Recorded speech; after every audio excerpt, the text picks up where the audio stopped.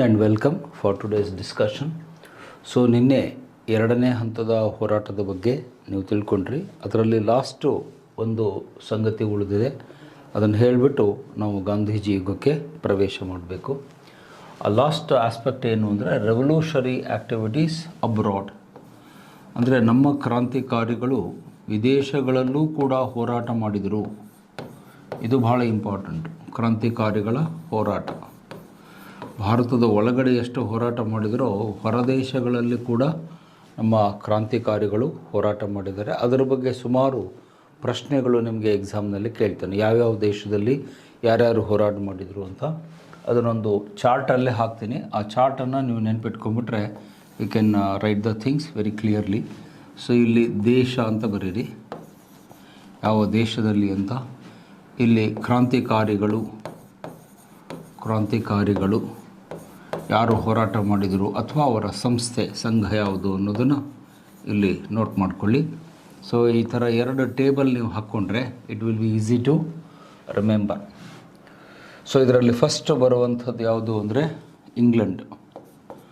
ಮೊದಲನೇ ದೇಶ ಇಂಗ್ಲೆಂಡು ಅಥವಾ ಲಂಡನ್ ಅಂತ ನೋಟ್ ಮಾಡಿ. ಲಂಡನ್ನಲ್ಲಿ ಹೋರಾಟಕ್ಕೆ ಇಳಿದಂತಹ ಸಂಸ್ಥೆ ಮತ್ತು ಕ್ರಾಂತಿಕಾರಿ ನಾಯಕರು ಯಾರು ಅಂದರೆ ಡಾಕ್ಟರ್ ಶ್ಯಾಮ್ಜಿ ಕೃಷ್ಣ ವರ್ಮ. ಶ್ಯಾಮ್ಜಿ ಕೃಷ್ಣ ವರ್ಮ. ಸೊ ಇವರು ಲಂಡನ್ನಲ್ಲಿ ಹೋರಾಟವನ್ನು ಮಾಡ್ತಾರೆ ಬ್ರಿಟಿಷರ ವಿರುದ್ಧ. ಶ್ಯಾಮ್ಜಿ ಕೃಷ್ಣ ವರ್ಮ ಎನ್ನುವರು ಲಂಡನ್ನಲ್ಲಿ ಒಂದು ಸಂಸ್ಥೆಯನ್ನು ಕಟ್ತಾರೆ. ಆ ಸಂಸ್ಥೆಯ ಹೆಸರು ಏನು ಅಂತ ಹೇಳಿದರೆ ಇಂಡಿಯಾ ಹೌಸ್ ಅಂತ. ಇಂಡಿಯಾ ಹೌಸ್ ಅನ್ನುವ ಸಂಘಟನೆಯನ್ನು ಲಂಡನ್ನಲ್ಲಿ ಕಟ್ಟಿ ಮತ್ತು ಸೋಷಿಯಾಲಜಿಸ್ಟ್ ಅನ್ನುವ ಪತ್ರಿಕೆಯನ್ನು ಕೂಡ ಅವರು ನಡೆಸ್ತಾ ಇರ್ತಾರೆ. ಸೋಷಿಯಾಲಜಿಸ್ಟ್ ಎನ್ನುವ ಪತ್ರಿಕೆ ನಡೆಸ್ತಾ ಇರ್ತಾರೆ. ಇಂಡಿಯಾ ಹೌಸ್ ಅನ್ನುವಂಥ ಸಂಘವನ್ನು ಅವರು ಸ್ಥಾಪನೆ ಮಾಡಿ ಅದರ ಮೂಲಕ ಬ್ರಿಟಿಷರ ವಿರುದ್ಧ ಅವರು ಹೋರಾಟ ಮಾಡ್ತಾರೆ. ಇವರ ವಿಶಿಷ್ಟತೆ ಏನು ಅಂತಂದರೆ ಶತ್ರುವಿನ ತಾಯ್ನೆಲದಲ್ಲಿ ಅವರ ರಾಜಧಾನಿಯಲ್ಲಿಯೇ ಇದ್ದು ಘರ್ಜಿಸಿದಂತಹ ವ್ಯಕ್ತಿ ಶ್ಯಾಮ್ಜಿ ಕೃಷ್ಣ ವರ್ಮ. ಮೂಲತಃ ಅವರೊಬ್ಬ ಸಂಸ್ಕೃತ ಪ್ರಾಧ್ಯಾಪಕರು. ಈ was a Sanskrit scholar. So ನಮ್ಮ ಭಾರತದಿಂದ ಲಂಡನ್ನಿಗೆ ಬ್ಯಾರಿಸ್ಟ್ರು ಓದಲಿಕ್ಕೆ ಹೋದುವಂಥ ವಿದ್ಯಾರ್ಥಿಗಳಿಗೆ ಸಾಕಷ್ಟು ಸಹಾಯ ಮಾಡ್ತಾಯಿದ್ರು. ಅವರಿಗೆ ಊಟ, ವಸತಿ, ಪುಸ್ತಕಗಳನ್ನು ಕೊಡುವಂಥ ನೆರವನ್ನು ಮಾಡುತ್ತಾ ಅದರ ಜೊತೆಯಲ್ಲಿ ನಮ್ಮ ಸ್ವಾತಂತ್ರ್ಯ ಹೋರಾಟವನ್ನು ಕೂಡ ಆ ಲಂಡನ್ನಲ್ಲಿರ್ತಕ್ಕಂಥ ಭಾರತೀಯ ಯುವಕರಿಗೆ ಮುಟ್ಟಿಸುವಂತಹ ಕೆಲಸವನ್ನು ಮಾಡ್ತಾರೆ. ಇದರ ಪರಿಣಾಮವಾಗಿ ಅವರ ನೇತೃತ್ವದಲ್ಲಿ ಇಬ್ಬರು ಮಹಾನ್ ಕ್ರಾಂತಿಕಾರಿಗಳು ತಯಾರಾಗ್ತಾರೆ. ಬಹುಶಃ ಅವರಿಬ್ಬರ ಹೆಸರನ್ನು ಇಲ್ಲಿ ನಿಮಗೆ ಇನ್ನೊಮ್ಮೆ ನೆನಪಿಸಲೇಬೇಕು. ಒಂದು ವಿ ಡಿ ಸಾವರ್ಕರ್, ಇವರ ಅನುಯಾಯಿ ಅಥವಾ ಶಿಷ್ಯರು ಅಂತ ಹೇಳ್ತೀವಿ. ಇನ್ನೊಬ್ಬ ವ್ಯಕ್ತಿ ಯಾರು ಅಂತಂದರೆ ಮದನ್ ಲಾಲ್ ಧಿಂಗ್ರಾ.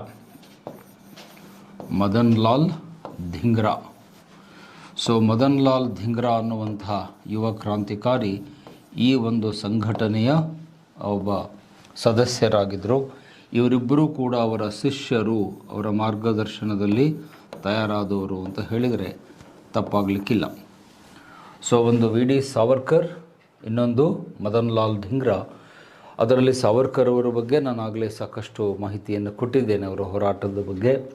ಅವರು ಆಮೇಲೆ ಭಾರತಕ್ಕೆ ಬಂದ ಮೇಲೆ ಅಭಿನವ ಭಾರತ ಅಂತ ಮಾಡಿ ಹೋರಾಟ ಮಾಡಿದರು ಅಂತ.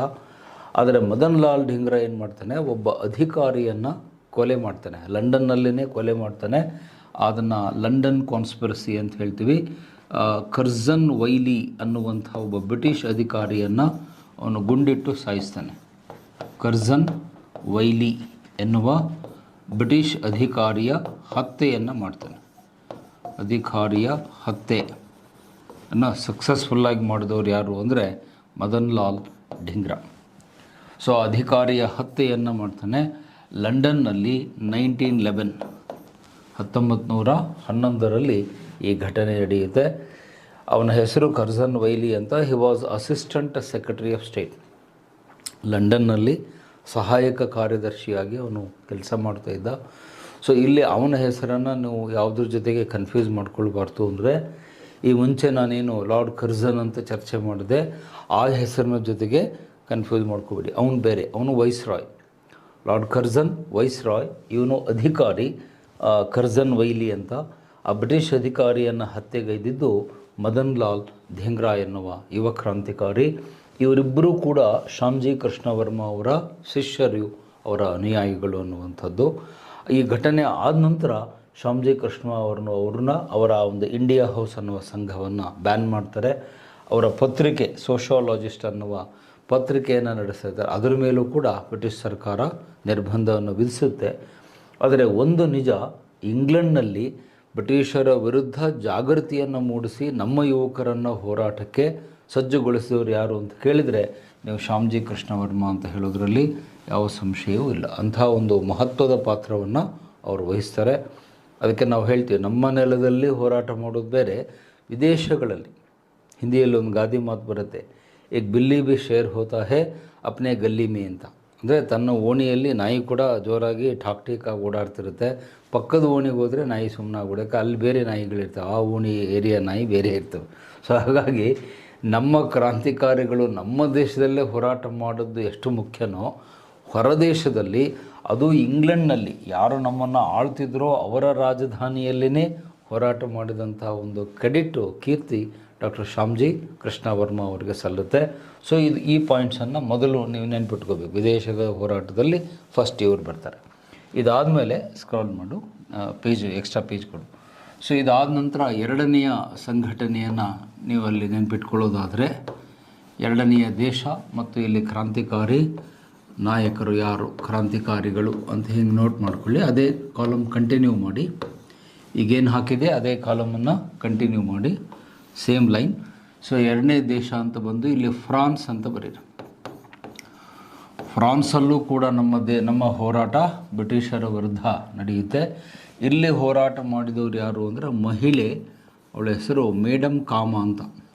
ಮೇಡಮ್ ಕಾಮ, ಇವಳು ಫಾರ್ಸಿ ಮಹಿಳೆ. ಮೇಡಮ್ ಕಾಮ ಪೂರ್ತಿ ಹೆಸರು ಭಿಕಾಜಿ ರುಸ್ತಮ್ಜಿ ಕಾಮ ಅಂತ ಅವಳ ಪೂರ್ತಿ ಹೆಸರು. She was A Farsi woman. ನೋಡಿ, ಆಗಿನ ಕಾಲದಲ್ಲಿ ಪಾರ್ಸಿ ಸಮುದಾಯದವರು ಮನೆ ಬಿಟ್ಟು ಹೋಗೋದೇ ಕಷ್ಟ ಇತ್ತು. ಮನೆ ಹೊರಗಡೆ ಹೋಗಬೇಡಿ ಅಂತ ಅವ್ರನ್ನ ಕಳಿಸ್ತಾ ಇರಲಿಲ್ಲ ಆಗಿನ ಕಾಲದಲ್ಲಿ. ಅಂಥ ಒಂದು ಸಾಂಪ್ರದಾಯಿಕ ಘಟ್ಟದಲ್ಲಿ ಈ ಮಹಿಳೆ ಭಾರತವನ್ನು ಬಿಟ್ಟು ಫ್ರಾನ್ಸ್ ದೇಶಕ್ಕೆ ಹೋಗಿ ಅಲ್ಲಿ ಒಂದೇ ಮಾತರಂ ಅನ್ನುವಂಥ ಇಂಗ್ಲೀಷ್ ಪತ್ರಿಕೆಯನ್ನು ಅವಳು ಸ್ಟಾರ್ಟ್ ಮಾಡ್ತಾಳೆ. ನೋಡಿ, ಪತ್ರಿಕೆ ಹೆಸರನ್ನು ಹೇಗಿಡಬೇಕು ಅನ್ನೋದು ಇವರನ್ನು ನೋಡಿ ನಾವು ಕಲಿಬೇಕು. ಒಂದೇ ಮಾತರಂ ಅನ್ನುವ ಇಂಗ್ಲೀಷ್ ಪೇಪರನ್ನು ಅವಳು ಸ್ಟಾರ್ಟ್ ಮಾಡ್ತಾಳೆ. ಇಂಗ್ಲೀಷ್ ಭಾಷೆಯಲ್ಲಿ ಒಂದೇ ಮಾತರಂ ಅನ್ನುವ ಪತ್ರಿಕೆಯನ್ನು ಪ್ಯಾರಿಸ್ಸಿಂದ ಪಬ್ಲಿಷ್ ಮಾಡಿ, ಆ ಪತ್ರಿಕೆಯಲ್ಲಿ ಅವಳು ಬರೆಯುವಂಥ ಲೇಖನಗಳೇನಿವೆ, ಆರ್ಟಿಕಲ್ಸ್ ಏನಿವೆ, ಅದು ನಮ್ಮ ಕ್ರಾಂತಿಕಾರಿಗಳಿಗೆ ಬಹಳ ಸ್ಫೂರ್ತಿದಾಯಕವಾಗಿದ್ದವು. ಎಷ್ಟರ ಮಟ್ಟಿಗೆ ಅಂತ ಹೇಳಿದರೆ, ಇವಳ ಲೇಖನಗಳನ್ನು ಓದಿದ ಮೇಲೆ ನಮ್ಮ ದೇಶದಲ್ಲಿ ಬಹಳಷ್ಟು ಕ್ರಾಂತಿಕಾರಿಗಳು ತಯಾರಾಗ್ತಾರೆ ಅವರ ಲೇಖನಗಳನ್ನು ಓದಿ. ಅದಕ್ಕೆ ನಮ್ಮ ಇತಿಹಾಸಕಾರರು ಮೇಡಮ್ ಕಾಮಾಗೆ ಒಂದು ಬಿರುದು ಕೊಟ್ಟಿದ್ದಾರೆ, ಏನಂತ, ಕ್ರಾಂತಿ ಮಾತೆ ಅಂತ ಅವಳನ್ನು ಕರೀತಾರೆ. ಇದು ನಿಮಗೆ ಎಕ್ಸಾಮಿಗೆ ಬರುವಂಥ ಪ್ರಶ್ನೆ, ನೆನ್ಪಿಟ್ಕೊಳ್ಳಿ.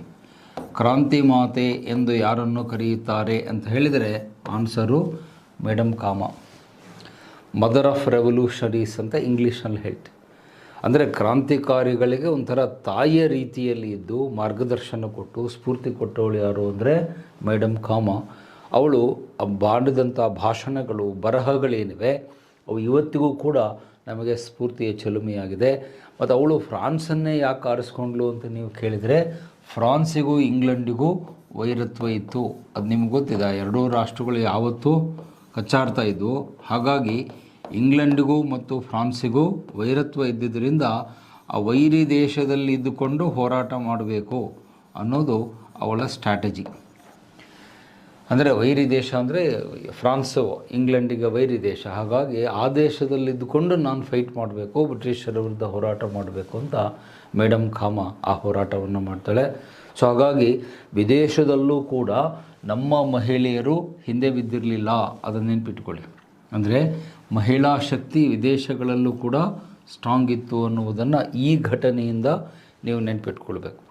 ಅಂದರೆ ಮಹಿಳೆಯರು ಬರೀ ದೇಶದ ಒಳಗಡೆ ಅಷ್ಟೇ ಹೋರಾಟ ಮಾಡಿದರು, ಝಾನ್ಸಿ ಲಕ್ಷ್ಮೀಬಾಯಿ, ರಾಣಿ ಚೆನ್ನಮ್ಮ ಅಂತ ಹೆಂಗೆ ಹೇಳ್ತಿರೋ ಹಾಗೆ ಮೇಡಮ್ ಕಾಮಾ ಅವರನ್ನು ನಾವು ನೆನ್ಪಿಟ್ಕೋ, ವಿದೇಶಗಳಲ್ಲಿ ಇದ್ದು ಬ್ರಿಟಿಷರ ವಿರುದ್ಧ ಹೋರಾಟ ಮಾಡಿದ್ದಾರೆ. ಸೊ ಹಾಗಾಗಿ ಮೇಡಮ್ ಕಾಮಾ ಅವರಿಗೆ ನಮ್ಮ ಶತಕೋಟಿ ನಮನಗಳು, ಮಿಲಿಯನ್ ಸಲ್ಯೂಟ್ ಅಂತ ಹೇಳ್ತೀವಿ ನಾವು ಇಂಗ್ಲೀಷಲ್ಲಿ. ಏಕೆಂದರೆ ಆಗಿನ ಕಾಲದಲ್ಲಿ ಪಾರ್ಸಿ ಸಮುದಾಯದ ಮಹಿಳೆ ಧೈರ್ಯವಾಗಿ ದೇಶ ಬಿಟ್ಟು ಹೋಗಿ ಇನ್ನೊಂದು ದೇಶದಲ್ಲಿ ಬ್ರಿಟಿಷರ ವಿರುದ್ಧ ಹೋರಾಟ ಮಾಡ್ತಾಳೆ. ಮುಂದೆ ಭಗತ್ ಸಿಂಗ್ ಇವಳ ಲೇಖನಗಳನ್ನು ಓದಿ ಅವಳ ಒಂದು ಲೇಖನಕ್ಕೆ ಮಾರು ಹೋಗಿ ಅವರು ಸ್ವಾತಂತ್ರ್ಯ ಸಂಗ್ರಾಮಕ್ಕೆ ಎಂಟ್ರಿ ಕೊಡ್ತಾರೆ. ಭಗತ್ ಸಿಂಗನ ಮೇಲೂ ಕೂಡ ತುಂಬ ಪ್ರಭಾವವನ್ನು ಬೀರಿದ ಮಹಿಳೆ ಯಾರು ಅಂದರೆ ಮೇಡಮ್ ಕಾಮಾ. ಭಗತ್ ಸಿಂಗ್ ಮೇಲೆ ತುಂಬ ದಟ್ಟವಾದ ಪ್ರಭಾವವನ್ನು ಅವಳ ಭಾಷಣಗಳು, ಬರಹಗಳು ಬೀರ್ತವೆ ಎಂದು. ಸೊ ಇದು ಎರಡನೆಯ ಒಂದು ಏನು ದೇಶ ಮತ್ತು ಅಲ್ಲಿ ಹೋರಾಟ ಮಾಡಿದವರು. Then will go to third one, ಮೂರನೆಯ ದೇಶಕ್ಕೆ ನಾನೀಗ ಹೋಗ್ತೇನೆ.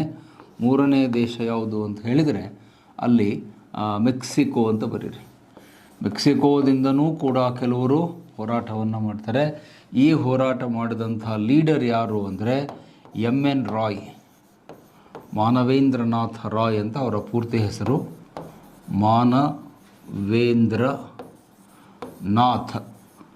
ನಾಥ ರಾಯ್ ಇದು ಪೂರ್ತಿ ಹೆಸರು. ನಿಮ್ಮ ಟೆಕ್ಸ್ಟ್ ಬುಕ್ನಲ್ಲಿ ಎನ್ ರಾಯ್ ಅಂತ ಅಷ್ಟೇ ಕೊಟ್ಟಿರ್ತಾರೆ. ಬಟ್ ಭಾಳ ವಿದ್ಯಾರ್ಥಿಗಳಿಗೆ ಅವ್ರಿಗೆ ಪೂರ್ತಿ ಹೆಸರೇ ಗೊತ್ತಿರಲ್ಲ, ಎನ್ ರಾಯ್ ಅಂದರೆ ಏನು ಅಂತ ಗೊತ್ತಿರಲ್ಲ. ಸೊ ಎನ್ ರಾಯ್ ಅಂದರೆ ಮಾನವೇಂದ್ರನಾಥ್ ರಾಯ್. ಇವರು ಫಸ್ಟ್ ಕಮ್ಯುನಿಸ್ಟ್ ಲೀಡರ್, ನಮ್ಮ ದೇಶ ಕಂಡಂತಹ ಮೊದಲ ಕಮ್ಯುನಿಸ್ಟ್ ಮುಖಂಡರು, ಫಸ್ಟ್ ಕಮ್ಯುನಿಸ್ಟ್ ಲೀಡರ್, ನಮ್ಮ ದೇಶ ಕಂಡಂತಹ ಮೊದಲ ಕಮ್ಯುನಿಸ್ಟ್ ಲೀಡರ್ ಅಂದರೆ ಸಮತಾವಾದಿ ನಾಯಕರು. ಕಮ್ಯುನಿಸಮ್ ಅಂದರೆ ಸಮತಾವಾದ. ಆ ಸಮತಾವಾದದ ನಾಯಕರಾಗಿ ದೂರದ ಮೆಕ್ಸಿಕೋ, ದಕ್ಷಿಣ ಅಮೇರಿಕಾದ ದೇಶ ಮೆಕ್ಸಿಕೋದಿಂದ ಅವರು ಬ್ರಿಟಿಷರ ವಿರುದ್ಧ ಹೋರಾಟ ಮಾಡ್ತಾರೆ. ಇವರ ವೈಶಿಷ್ಟ್ಯತೆ ಏನು ಅಂದರೆ he is the only leader who met Lenin. ಲೆನಿನ್ನನ್ನು ಭೇಟಿಯಾದ ನಮ್ಮ ದೇಶದ ಮೊದಲ ನಾಯಕ. ನೋಡಿ, ಅಂದರೆ ಇವತ್ತು ನೀವೆಲ್ಲ ಯುಕ್ರೇನ್ ವಾರ್ ಬಗ್ಗೆ ಮಾತನಾಡ್ತಾ ಇದ್ದೀರಿ, ರಷ್ಯಾ ಯುದ್ಧದ ಬಗ್ಗೆ ಮಾತನಾಡ್ತಿದ್ದೀರಿ. ಬಹಳ ಹಿಂದೆನೇ ರಷ್ಯಾದ ಉಕ್ಕಿನ ಮನುಷ್ಯ ಅಂತ ಕರಿತಿದ್ರು ಲೆನಿನ್ ಅವರನ್ನು. ಮತ್ತು ರಷ್ಯಾದ ಕ್ರಾಂತಿ ಮಾಡಿದ್ದು ಲೆನಿನ್. ಆ ಲೆನಿನ್ನನ್ನು ಭೇಟಿಯಾದಂತಹ ಮೊದಲ ಭಾರತೀಯ ಯಾರು ಅಂತ ಕೇಳಿದರೆ ಅದಕ್ಕೆ ಆನ್ಸರು ಎನ್ ರಾಯ್ ಅಂತ ಹೇಳ್ತೀವಿ.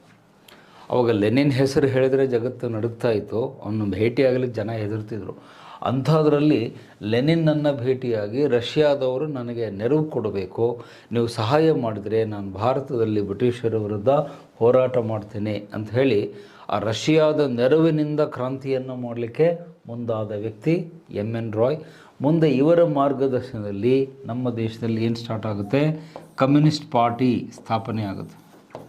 ಭಾರತದಲ್ಲಿ ಕಮ್ಯುನಿಸ್ಟ್ ಪಕ್ಷ ಆನಂತರದಲ್ಲಿ ಸ್ಥಾಪನೆ ಆಗುತ್ತೆ. CP ಅಂದರೆ ಕಮ್ಯುನಿಸ್ಟ್ ಪಾರ್ಟಿ. ನಮ್ಮ ಭಾರತದಲ್ಲೂ ಕೂಡ ಕಮ್ಯುನಿಸ್ಟ್ ಪಕ್ಷ ಸ್ಥಾಪನೆ ಆಗಲಿಕ್ಕೆ ಎನ್ ರಾಯ್ ಅವರೇ ಕಾರಣಕರ್ತರಾಗ್ತಾರೆ. ಆಮೇಲೆ ಮುಂದೆ ಸ್ವಾತಂತ್ರ್ಯ ಬಂದ ಮೇಲೆ ನಮ್ಮಲ್ಲಿ 2 ಪಕ್ಷ ಆಗ್ತವೆ. ಅದರಲ್ಲಿ ಮತ್ತೆ ಡಿವಿಷನ್ ಆಗುತ್ತೆ. CPI ಅಂತ ಒಂದು, CPM ಮಾರ್ಕ್ಸಿಸ್ಟ್ ಅಂತ ಮುಂದೆ ಸ್ವಾತಂತ್ರ್ಯ ನಂತರದಲ್ಲಿ ಬೆಳವಣಿಗೆ ಆಗ್ತವೆ. ಬಟ್ ಆರಂಭದಲ್ಲಿ ಅದನ್ನು ಬರೀ CP ಅಂತ ಅಷ್ಟೇ ಕರಿತಿದ್ವಿ, ಕಮ್ಯುನಿಸ್ಟ್ ಪಕ್ಷ ಅಂತ ಅಷ್ಟೇ ಕರಿತಿದ್ವಿ. ಅದರ ಸ್ಥಾಪನೆಗೆ ಎನ್ ರಾಯ್ ಅವರ ಕೊಡುಗೆ ಅತ್ಯದ್ಭುತವಾಗಿದೆ. ಮತ್ತು ಇವರೊಂದು ಪುಸ್ತಕ ಬರೆದಿದ್ದಾರೆ, ಅದನ್ನು ಪದೇ ಪದೇ ನಿಮ್ಮ ಎಕ್ಸಾಮ್ನಲ್ಲಿ MCQನಲ್ಲಿ ಕೇಳ್ತಾನೆ. ಎನ್ ರಾಯ್ ಅವರ ಪ್ರಸಿದ್ಧವಾದ ಪುಸ್ತಕ ಯಾವುದು ಅಂತ ಆ ಟೈಟಲ್ ನೆನ್ಪಿಟ್ಕೊಳ್ಳಿ, ರ್ಯಾಡಿಕಲ್ ಹ್ಯೂಮನಿಸಮ್. ಭಾಳ ಫೇಮಸ್ ಬುಕ್ಕು ಇವರು ಬರೆದವರಂಥದ್ದು. ನಿಮಗೆ ಬಿಡುವಾದಾಗ ಓದಿರಿ ಪುಸ್ತಕವನ್ನು. ಅಫ್ಕೋರ್ಸ್ ಇಂಗ್ಲೀಷ್ನಲ್ಲಿದೆ, ಅದು ಕನ್ನಡದಲ್ಲಿಲ್ಲ. Radical humanism is the famous book of N Roy. ಅವರ ಭಾಳ ಪ್ರಸಿದ್ಧವಾದ ಪುಸ್ತಕ ಅದು, ರ್ಯಾಡಿಕಲ್ ಹ್ಯೂಮನಿಸಮ್. ಅಂದರೆ ಕನ್ನಡದಲ್ಲೇ ಅನುವಾದ ಮಾಡಿದರೆ ಏನಾಗುತ್ತೆ, ಕ್ರಾಂತಿಕಾರಿ ಮಾನವೀಯತೆ. ರ್ಯಾಡಿಕಲ್ ಅಂದರೆ ಕ್ರಾಂತಿಕಾರಿ, ಹ್ಯೂಮನಿಸಮ್ ಅಂದರೆ ಮಾನವತಾವಾದ. ಕ್ರಾಂತಿಕಾರಿ ಮಾನವತಾವಾದ ಅಂತ ಅದನ್ನು ಟ್ರಾನ್ಸ್ಲೇಟ್ ಮಾಡ್ಬೋದು. ಇದರಲ್ಲಿ ಅವರ ಎಲ್ಲ ವಿಚಾರಧಾರೆ, ಎನ್ ರಾಯ್ ಅವರ ವಿಚಾರಧಾರೆ ಇದರಲ್ಲಿದೆ. ಆಮೇಲೆ ನೆಕ್ಸ್ಟ್ ಬಂದಂಥ ನಮ್ಮ ದೇಶದ ಕಮ್ಯುನಿಸ್ಟ್ ನಾಯಕರುಗಳು ಎನ್ ರಾಯ್ ಅವರನ್ನು ತಮ್ಮ ಲೀಡರ್ ಆಗಿ ಒಪ್ಕೊಳ್ತಾರೆ. ಹಾಗಾಗಿ ಈಗಲೂ ನಮ್ಮಲ್ಲಿ ಕಮ್ಯುನಿಸಮನ್ನು, ಕಮ್ಯುನಿಸ್ಟ್ ಪಕ್ಷವನ್ನು ಭಾರತಕ್ಕೆ ಯಾರು ತಂದರು ಅಂತ ಕೇಳಿದರೆ ನೀವು ಎಮ್.ಎನ್. ರಾಯ್ ಅಂತ ಹೇಳಬೇಕಾಗುತ್ತೆ. ಅವರು ಸ್ವಾತಂತ್ರ್ಯ ಚಳವಳಿಯಲ್ಲೂ ಕೂಡ ದೂರದ ಮೆಕ್ಸಿಕೋದಿಂದ ಹೋರಾಟ ಮಾಡಿದರು ಅನ್ನೋದು ನಿಮಗೆ ಗೊತ್ತಿರಬೇಕು.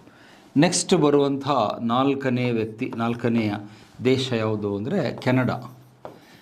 ಕೆನಡಾ ದೇಶದಿಂದನೂ ಕೂಡ ನಮ್ಮ ಹೋರಾಟ ನಡೆಯುತ್ತೆ. ಆ ಕೆನಡಾ ದೇಶದಿಂದ ಹೋರಾಟ ಮಾಡಿದವರು ಯಾರು ಅಂತ ಹೇಳಿದ್ರೆ ಆ ಕ್ರಾಂತಿಕಾರಿ ನಾಯಕರ ಹೆಸರನ್ನು ನೋಟ್ ಮಾಡಿಕೊಳ್ಳಿ. ಲಾಲಾ ಹರ್ದಯಾಳ್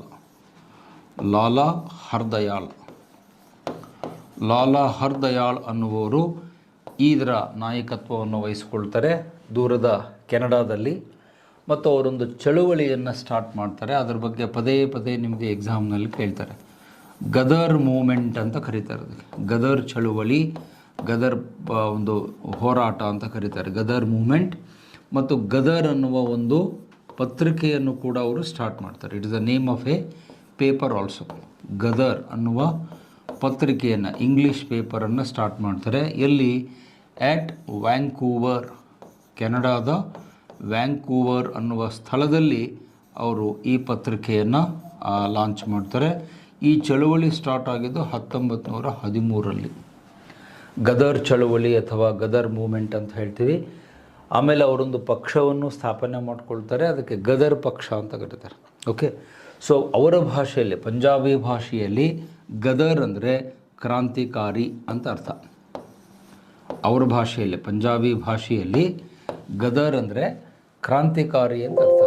ಅಂದರೆ ನೀವು ಅದರ ಮೀನಿಂಗನ್ನು ತಿಳ್ಕೊಳ್ಬೇಕು.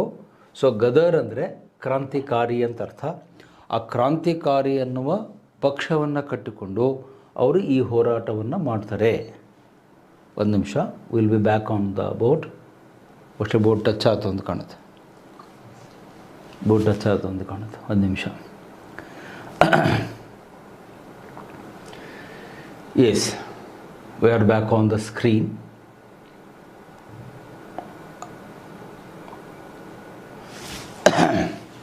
Yes, ಅದರ ಹಿಂದಿನ ಪೇಜ್. ಓಕೆ, ಅದರ ಪ್ರೀವಿಯಸ್ ಪೇಜ್, ಹಿಂದಿನ ಪೇಜ್. ಓಕೆ. ಸೊ ಆ ಕ್ರಾಂತಿಕಾರಿ ಪಕ್ಷವನ್ನು ಕಟ್ಟಿಕೊಂಡು ಗದರ್ ಚಳುವಳಿಯನ್ನು ಲಾಲಾ ಹರ್ದಯಾಳ್ ಅವರು ಕೆನಡಾದಲ್ಲಿ ಸ್ಟಾರ್ಟ್ ಆಗುತ್ತೆ. ಅದು ನಿಮಗೆ ಎಕ್ಸಾಮ್ನಲ್ಲಿ ಕನ್ಫ್ಯೂಸ್ ಮಾಡಲಿಕ್ಕೆ ಹೆಂಗೆ ಕೇಳ್ತಾನೆ ಅಂದರೆ, ಕೆನಡಾ ಮೂಮೆಂಟ್ ಅಂದರೆ ಏನು ಅಂತ ಕೇಳಿದ್ದಾನೆ. ಕೆನಡಾ ಚಳುವಳಿ ಅಂದರೆ ಏನು, ಅದರ ಬಗ್ಗೆ ತಿಳಿಸ್ರಿ ಅಂತ ಹೇಳ್ತಾನೆ. ಸೊ ಇಲ್ಲಿ ನೀವು ಕೆನಡಾ ಚಳುವಳಿ ಅಂತ ಕೇಳಿದರೆ ನೀವು ಈ ಗದರ್ ಪಕ್ಷದ ಬಗ್ಗೆ ಬರೀಬೇಕು. ಗದರ್, ಒಂದು ನಿಮಿಷ, ಪೆನ್ನು ಸ್ವಲ್ಪ ಥಿಕ್ನೆಸ್ ಕಡಿಮೆ ಮಾಡು, ಭಾಳ ದಪ್ಪ ಆಯಿತು. ಓಕೆ.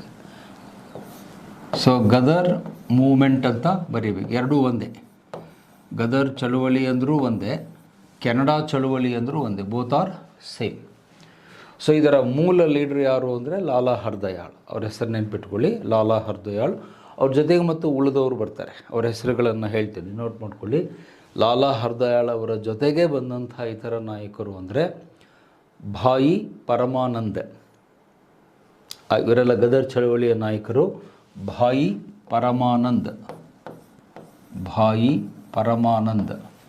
ಈ ಚಳವಳಿಯ ಪ್ರಮುಖ ನಾಯಕರು. ಆಮೇಲೆ ಸೋಹನ್ ಸಿಂಗ್ ಭಾಕ್ನಾ, SS ಭಾಕ್ನಾ ಅಂತ ಇನ್ನೊಬ್ಬ ನಾಯಕ ಬರ್ತಾನೆ, ಸೋಹನ್ ಸಿಂಗ್ ಭಾಕ್ನಾ ಅಂತ. ಇನ್ನೊಬ್ಬನ ಹೆಸರು ಸೂಫಿ ಅಂಬಾ ಪ್ರಸಾದ್.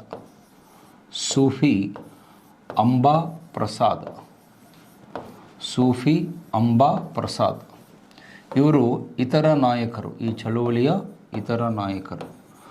ಬಟ್ ಫೌಂಡರ್ ಯಾರು ಅಂತ ಕೇಳಿದರೆ ನೀವು ಲಾಲಾ ಹರ್ದಯಾಳ್ ಅಂತ ಹೇಳಬೇಕು. ಈ ಕೆನಡಾ ಚಳುವಳಿಯ ಸ್ಥಾಪಕರು, ಫೌಂಡರ್ ಯಾರು ಅಂತ ಹೇಳಿದರೆ ಲಾಲಾ ಹರ್ದಯಾಳ್. ಇತರ ನಾಯಕರು ಯಾರು ಅಂದರೆ ಭಾಯಿ ಪರಮಾನಂದ್, ಸೋಹನ್ ಸಿಂಗ್ ಭಾಕ್ನಾ, ಸೂಫಿ ಅಂಬಾ ಪ್ರಸಾದ್ ಇತರ ನಾಯಕರು. ಸೊ ಈ ಚಳವಳಿ ಬಹಳ ಜೋರಾಗಿ ನಡೆಯುತ್ತೆ, ಕೆನಡಾದಲ್ಲಿ ಬಹಳ ಜೋರಾಗಿ ನಡೆಯುತ್ತೆ. ಎಷ್ಟರ ಮಟ್ಟಿಗೆ ಅಂದರೆ ಕೆನಡಾದ ಸರ್ಕಾರ ಇವರನ್ನು ಗಡೀಪಾರು ಮಾಡಿ ದೇಶದಿಂದ ಹೊರಗೆ ಹಾಕ್ತಾರೆ. ನಿಮ್ಮ ಚಳವಳಿಯಿಂದ ನಮಗೆ ತೊಂದರೆ ಆಗುತ್ತೆ ಅಂತ ಹೇಳಿ ಲಾಲಾ ಹರ್ದಯಾಳ್ ಅವರನ್ನು ಎಕ್ಸೈಲ್ ಮಾಡಿ, ಅದಕ್ಕೆ ಗಡೀಪಾರು ಅಂತ ಹೇಳ್ತಾರೆ. ಕನ್ನಡದಲ್ಲಿ ಗಡೀಪಾರು ಅಂತ ಹೇಳ್ತೀವಿ, ಇಂಗ್ಲೀಷ್ನಲ್ಲಿ ಎಕ್ಸೈಲ್ ಅಂತ ಹೇಳ್ತೀವಿ. ಈ ನಾಯಕರನ್ನು ಎಕ್ಸೈಲ್ ಮಾಡಿ ಹೊರಗೆ ಹಾಕ್ತಾರೆ. ಇವರು ಹೊರಗೆ ಹಾಕಿದ ಮೇಲೆ ಎಲ್ಲಿಗೆ ಹೋಗ್ತಾರೆ ಅಂದರೆ they went to San Francisco. ಆ ಕೆನಡಾ ದೇಶವನ್ನು ಬಿಟ್ಟು ಸ್ಯಾನ್ ಫ್ರಾನ್ಸಿಸ್ಕೋಗೆ ಹೋಗ್ತಾರೆ. ಸ್ಯಾನ್ ಫ್ರಾನ್ಸಿಸ್ಕೋ ನಗರಕ್ಕೆ ಹೋಗಿ ಅಲ್ಲಿ ಚಳುವಳಿಯನ್ನು ಕಂಟಿನ್ಯೂ ಮಾಡ್ತಾರೆ. ಸ್ಯಾನ್ ಫ್ರಾನ್ಸಿಸ್ಕೋ ನಗರಕ್ಕೆ ಹೋಗಿ ಅಲ್ಲಿ ತಮ್ಮ ಚಳುವಳಿಯನ್ನು ಮುಂದುವರೆಸ್ತಾರೆ. ಅಮೇರಿಕಾದಲ್ಲಿ ಅಲ್ಲೂ ಕೂಡ ಈ ಗದರ್ ಪತ್ರಿಕೆಯನ್ನು ಕಂಟಿನ್ಯೂ ಮಾಡ್ತಾರೆ. ಆ ಪೇಪರ್ ಪಬ್ಲಿಷ್ ಮಾಡೋದನ್ನು ನಿಲ್ಲಿಸಲ್ಲ. ಆ ಗದರ್ ಪತ್ರಿಕೆ ಏನಿದೆ ಅದು ಅಲ್ಲೂ ಕೂಡ ಪ್ರಿಂಟ್ ಆಗುತ್ತೆ, ಪಬ್ಲಿಷ್ ಆಗುತ್ತೆ, ಅಲ್ಲೂ ಕೂಡ ಹೋರಾಟವನ್ನು ಮುಂದುವರಿಸ್ತಾರೆ. And of course it was in English language. ಈ ಪತ್ರಿಕೆಗಳೆಲ್ಲ ಇಂಗ್ಲೀಷಲ್ಲಿದೆ. ಯಾಕಂದರೆ ವಿದೇಶದಲ್ಲಿ ನೀವು ಹೋರಾಟ ಮಾಡಬೇಕಂದ್ರೆ ಆಬ್ವಿಯಸ್ಲಿ ಇಂಗ್ಲೀಷ್ ಪತ್ರಿಕೆಯಲ್ಲೇ ಮಾಡಬೇಕು. ನೀವು ನಿಮ್ಮ ಭಾಷೆಯಲ್ಲಿ ಮಾಡಿದರೆ ಅದನ್ನ ಯಾರೂ ಓದಲ್ಲ. ಸೊ ಹಾಗಾಗಿ ಅಲ್ಲಿಂದ ಗಡೀಪಾರ ಆದಮೇಲೆ ಸ್ಯಾನ್ ಫ್ರಾನ್ಸಿಸ್ಕೋಗೆ ಹೋಗಿ ಅಲ್ಲಿ ಮತ್ತೆ ಗದರ್ ಪತ್ರಿಕೆ ಚಳವಳಿಯನ್ನು ಮುಂದುವರಿಸ್ತಾರೆ. ಆಮೇಲೆ ಮುಂದೆ 1915ಕ್ಕೆ ಅಲ್ಲಿಂದಲೂ ಹೊರಗಾಗ್ತಾರೆ. ಅಮೇರಿಕಾದ ಸರ್ಕಾರ ಕೂಡ ನೀವು ಇಲ್ಲಿರಬೇಡ್ರಿ, ಯಾಕಂದರೆ ಅಮೇರಿಕಾ ಮತ್ತು ಇಂಗ್ಲೆಂಡು ಮಿತ್ರ ರಾಷ್ಟ್ರಗಳಾಗಿದ್ದರಿಂದ ನಮ್ಮ ಸಂಬಂಧಗಳು ಡಿಸ್ಟರ್ಬ್ ಆಗ್ತವೆ ಅಂತ ಹೇಳಿ ಇವರನ್ನು ಅಮೇರಿಕಾದಿಂದ ಕೂಡ ಗಡೀಪಾರು ಮಾಡ್ತಾರೆ. ಅಲ್ಲಿಂದ ನೆಕ್ಸ್ಟ್ ಅವರು ಭಾರತಕ್ಕೆ ಬರ್ತಾರೆ. ಲಾಲಾ ಹರ್ದಯಾಲ್ 1915ಗೆ ಅವರು ಭಾರತಕ್ಕೆ ಬಂದು ಮತ್ತು ಭಾರತದಲ್ಲಿ ಗದರ್ ಚಳುವಳಿ ಮುಂದುವರಿಯುತ್ತೆ. ಪಂಜಾಬ್ನಲ್ಲೂ ಕೂಡ ಗದರ್ ಚಳುವಳಿ ನಡೆಯುತ್ತೆ. ಅದಕ್ಕೆ ಸಪೋರ್ಟ್ ಯಾರು ಮಾಡ್ತಾರೆ ಅಂದರೆ ಲಾಲಾ ಲಜಪತ್ ರಾಯ್. ಲಾಲಾ ಲಜಪತ್ ರಾಯ್ ಅವರು ಇವರೆಲ್ಲ ಯುವಕರು, ಕಡಿಮೆ ವಯಸ್ಸಿನ ಯುವಕರಾಗಿದ್ದರು. ಇವರಿಗೆ ಗೈಡೆನ್ಸ್ ಮತ್ತು ಸಪೋರ್ಟನ್ನು ಯಾರು ಕೊಡ್ತಾರೆ ಅಂತ ಹೇಳಿದರೆ ಲಾಲಾ ಲಜಪತ್ ರಾಯ್ ಅವರು ಪಂಜಾಬ್ನಲ್ಲಿ ಗದರ್ ಮೂಮೆಂಟಿಗೆ ಒಂದು ಸಹಕಾರವನ್ನು ಕೊಡ್ತಾರೆ. ಸೊ ಇದನ್ನು ಕೆನಡಾ ಮೂಮೆಂಟ್ ಅಂತಲೂ ಹೇಳ್ತಾರೆ, ಗದರ್ ಚಳುವಳಿ ಅಂತ ಹೇಳ್ತಾರೆ. ಇದು ಒಂದು ಮುಖ್ಯವಾಗಿ ದೇಶದ ಹೊರಗಡೆ ನಡೆದಿದ್ದಂತಹ ಚಳುವಳಿ. ಇನ್ನು ಲಾಸ್ಟ್ ಕೊನೆಯಲ್ಲಿ ಬರುವಂಥ ಇನ್ನೊಂದು ಚಳುವಳಿ ಅಂತ ಹೇಳಿದರೆ ಪೇಜ್ ಇದು ಮಾಡು, ಫ್ರೀ ಪೇಜ್ ಕೊಡು. ಓಕೆ. ಸೊ ಲಾಸ್ಟಲ್ಲಿ ಬರುವಂತಹ ಇನ್ನೊಂದು ಚಳುವಳಿ ಯಾವ ದೇಶದಲ್ಲಿ ಹೋರಾಯಿತು ಅಂದರೆ ಜರ್ಮನಿಯಲ್ಲಿ ಅದು ವಿಶೇಷವಾಗಿ ಬರ್ಲಿನ್ ಪಟ್ಟಣದಿಂದ ಹೋರಾಟ ಮಾಡಿದವರು ಯಾರು ಅಂತ ಹೇಳಿದರೆ ಅಲ್ಲೊಬ್ಬ ನಾಯಕ ಬರ್ತಾರೆ, ವೀರೇಂದ್ರನಾಥ ಚಟ್ಟೋಪಾಧ್ಯಾಯ ಅಂತ. ವೀರೇಂದ್ರನಾಥ ಚಟ್ಟೋಪಾಧ್ಯಾಯ. ಸೊ ಇವರು ಬರ್ಲಿನ್ನಲ್ಲಿ ಇದ್ದುಕೊಂಡು ಬ್ರಿಟಿಷರ ವಿರುದ್ಧ ಹೋರಾಟ ಮಾಡ್ತಾರೆ. VN ಚಟ್ಟೋಪಾಧ್ಯಾಯ ಅಂತ ಅವರ ಹೆಸರು. ವೀರೇಂದ್ರನಾಥ್ ಚಟ್ಟೋಪಾಧ್ಯಾಯ. ಕೆಲವು ಪುಸ್ತಕಗಳಲ್ಲಿ ಬಿ ಅಂತ ಕೊಟ್ಟಿರ್ತಾರೆ. Both are correct. ಯಾಕಂದರೆ ಬಂಗಾಳಿ ಭಾಷೆಯಲ್ಲಿ ವಿ ಅಕ್ಷರ ಇಲ್ಲ, ಆಲ್ಫಾಬೆಟ್ ವಿ ಇಲ್ಲ. ಈಗ ನಾವು ಒಂದೇ ಮಾತರ ಅಂತೀವಿ, ಅವರು ಬಂದೇ ಮಾತರಂ ಅಂತಾರೆ. ವಿ ಬದಲು ವಕಾರ ಬಳಸ್ತಾರೆ. ನಾವು ಒಂದೇ ಮಾತರಂ ಅಂತೀವಿ, ಬಂಗಾಳದಲ್ಲಿ ಬಂದೇ ಮಾತರಂ ಅಂತ ಕರೀತಾರೆ.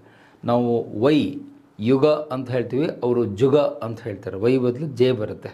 ಇನ್ಫ್ಯಾಕ್ಟ್ ಒಂದು ಪತ್ರಿಕೆ ಬರುತ್ತೆ ಅಲ್ಲಿ ಜುಗಾಂತರ ಅಂತ ಬಂಗಾಳಿ ಭಾಷೆಯಲ್ಲಿ. ಅದನ್ನು ನಾವು ಕನ್ನಡಕ್ಕೆ ತಂದುಕೊಂಡ್ರೆ ನಾವು ಅದನ್ನು ಯುಗಾಂತರ ಅಂತ ಓದ್ತೀವಿ, ಅವರು ಜುಗಾಂತರ ಅಂತ ಹೇಳಿ. ಸೊ ವೈ ಬದಲು ಜೆ ಬರುತ್ತೆ, ವಿ ಬದಲು ಬಿ ಬರುತ್ತೆ. ಸೊ ವ್ಯಕ್ತಿ ಒಬ್ಬರೇ. ಇದನ್ನು ಬಿ ಅಂತ ಕೊಟ್ಟರು ಕೂಡ ಸೇಮ್ ಆನ್ಸರು. BN ಚಟ್ಟೋಪಾಧ್ಯಾಯ ಅಂದರೆ ವೀರೇಂದ್ರನಾಥ್ ಚಟ್ಟೋಪಾಧ್ಯಾಯ ಅನ್ನೋರು ಬರ್ಲಿನ್ನಲ್ಲಿ, ಅಂದರೆ ಜರ್ಮನಿಯ ರಾಜಧಾನಿ ಬರ್ಲಿನ್ನಲ್ಲಿ ಹೋರಾಟವನ್ನು ಸ್ಟಾರ್ಟ್ ಮಾಡ್ತಾರೆ. ಅವರು ಸ್ಟಾರ್ಟ್ ಮಾಡಿದ್ದು ಹೇಗೆ ಅಂದರೆ ಒಂದು ಸಂಘಟನೆಯ ಮೂಲಕ. ಏನು, ಇಂಡಿಯಾ ಲೀಗ್ ಅನ್ನುವಂಥ ಸಂಸ್ಥೆಯನ್ನು ಅವರು ಸ್ಥಾಪನೆ ಮಾಡ್ತಾರೆ.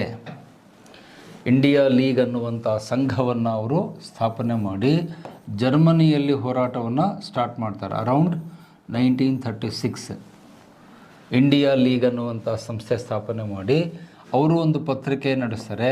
ಆ ಪತ್ರಿಕೆ ಹೆಸರು ಇಂಡಿಯಾ ಇಂಡಿಪೆಂಡೆನ್ಸ್ ಅನ್ನುವಂತಹ ಒಂದು ಪತ್ರಿಕೆಯನ್ನು ಕೂಡ ಅವರು ಲಾಂಚ್ ಮಾಡ್ತಾರೆ. ಇಂಗ್ಲೀಷ್ನಲ್ಲಿ ಒಂದು ಪತ್ರಿಕೆಯನ್ನು ಕೂಡ ಅವರು ಜಾರಿಗೆ ತರ್ತಾರೆ. ಮತ್ತು ವೀರೇಂದ್ರನಾಥ್ ಚಟ್ಟೋಪಾಧ್ಯಾಯ ಅವರು ಯಾತಕ್ಕಾಗಿ ಫೇಮಸ್ ಆಗಿದ್ದರು, ಇಂಡಿಯಾ ಇಂಡಿಪೆಂಡೆನ್ಸ್ ಯಾತಕ್ಕಾಗಿ ಫೇಮಸ್ ಆಗಿದ್ದರು ಅಂದರೆ he was famous for Berlin plan. Berlin ಯೋಜನೆಯನ್ನು ಹಾಕಿದವರು ಯಾರು ಅಂದರೆ ವೀರೇಂದ್ರನಾಥ್ ಚಟ್ಟೋಪಾಧ್ಯಾಯ. ಈಸ್ ಅದರ ರೂವಾರಿ ಅಂತ ಹೇಳ್ತೀವಿ. ಆ ಬರ್ಲಿನ್ ಯೋಜನೆಯ ರೂವಾರಿ. ಅದನ್ನು ತಯಾರು ಮಾಡಿದ್ದು ಯಾರು ಅಂದರೆ ವೀರೇಂದ್ರನಾಥ್ ಚಟ್ಟೋಪಾಧ್ಯಾಯ ಅಂತ ಹೇಳ್ತೀವಿ. ಈ ಬರ್ಲಿನ್ ಯೋಜನೆ ಏನಾಗಿತ್ತು ಅಂದರೆ ಇಂಗ್ಲೆಂಡಿಗೆ ವಿರುದ್ಧವಾಗಿದ್ದಂತಹ ಕೆಲವು ರಾಷ್ಟ್ರಗಳನ್ನು ಸೇರಿಸಿಕೊಂಡು ಅವ್ರ ಜೊತೆಗೆ ನಾವು ಸೇರಿಕೊಂಡು ಬ್ರಿಟಿಷರ ವಿರುದ್ಧ ಹೋರಾಟ ಮಾಡಬೇಕು. ಅಂದರೆ ಒಂಥರ anti British countries of the Europe. ಯುರೋಪ್ನಲ್ಲಿದ್ದಂಥ ಬ್ರಿಟಿಷ್ ವಿರೋಧಿ ರಾಷ್ಟ್ರಗಳನ್ನೆಲ್ಲ ಒಂದು ಕಡೆ ಸೇರಿಸಿ, ಇನ್ಕ್ಲೂಡಿಂಗ್ ಜರ್ಮನಿ ಕೂಡ ಯುರೋಪಲ್ಲಿ ಬರುತ್ತೆ. ಜರ್ಮನಿ ಅಂತೂ ಇಂಗ್ಲೆಂಡಿನ ಶತ್ರು ರಾಷ್ಟ್ರ ಆಗಿತ್ತು. ಮುಂದೆ ಅಲ್ಲಿ ಹಿಟ್ಲರ್ ಹುಟ್ಕೊಳ್ತಾನೆ, ನಾಜಿಸಮ್ಮು, ಸರ್ವಾಧಿಕಾರಿ ಹಿಟ್ಲರ್ ಬರ್ತಾನೆ, ಮಹಾಯುದ್ಧ ಅವೆಲ್ಲ ಮುಂದೆ ಬರ್ತವೆ ಚರ್ಚೆಯಲ್ಲಿ.